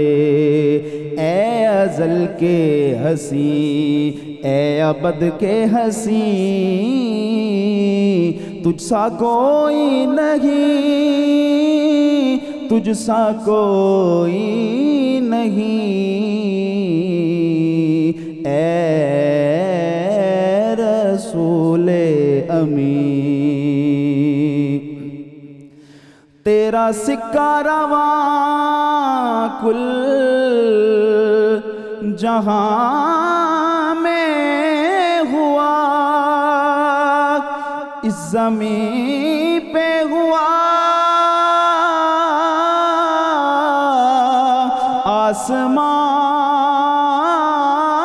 آسمان پہ ہوا اس زمین پہ ہوا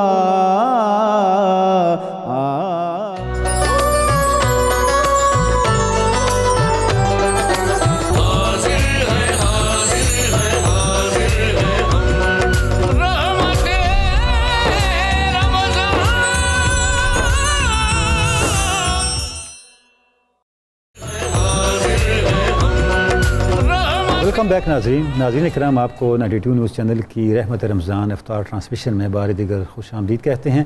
ہم گفتگو کر رہے ہیں تبرکات اور آثار کی اسلامی تاریخ پر۔ ابھی ہم نعت سنیں گے، ہمارے ساتھ عائشہ فرمان علی ہیں۔ جی عائشہ فرمان علی، آپ نعت پیش کیجیے گا۔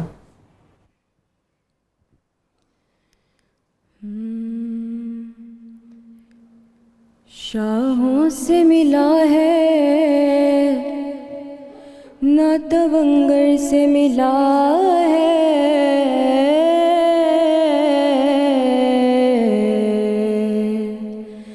اللہ کا عرفان اسی گر سے ملا ہے، جس کو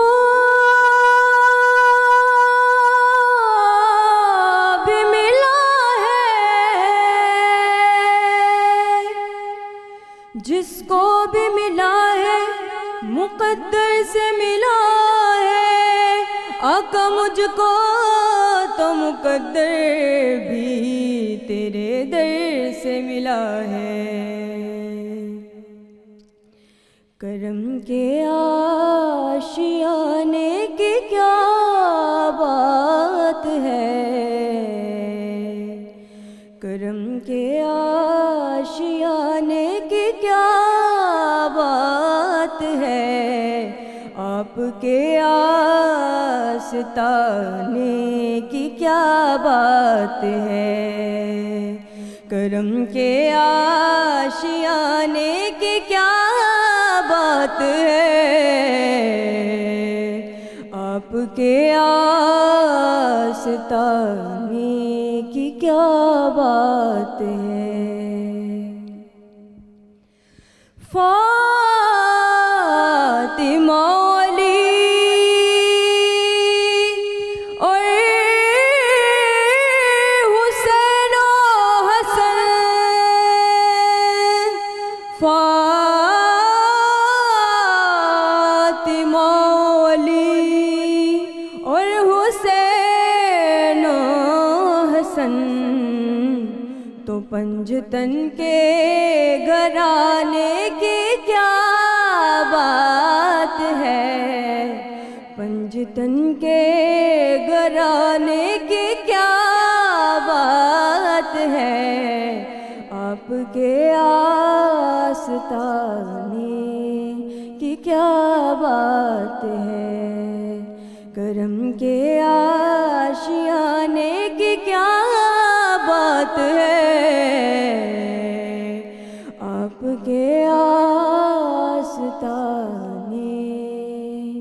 کی کیا بات ہے۔ ماشاءاللہ۔ ناظرین کرام، 92 نیوز چینل کی آج کی افطار ٹرانسمیشن رحمت رمضان اپنے اختتام کی طرف بڑھ رہی ہیں، اختتام پذیر ہو رہی ہیں۔ ہم آپ سے اب اجازت چاہیں گے، انشاءاللہ کل آپ سے پھر ملاقات ہوگی، تب تک کے لیے خدا حافظ۔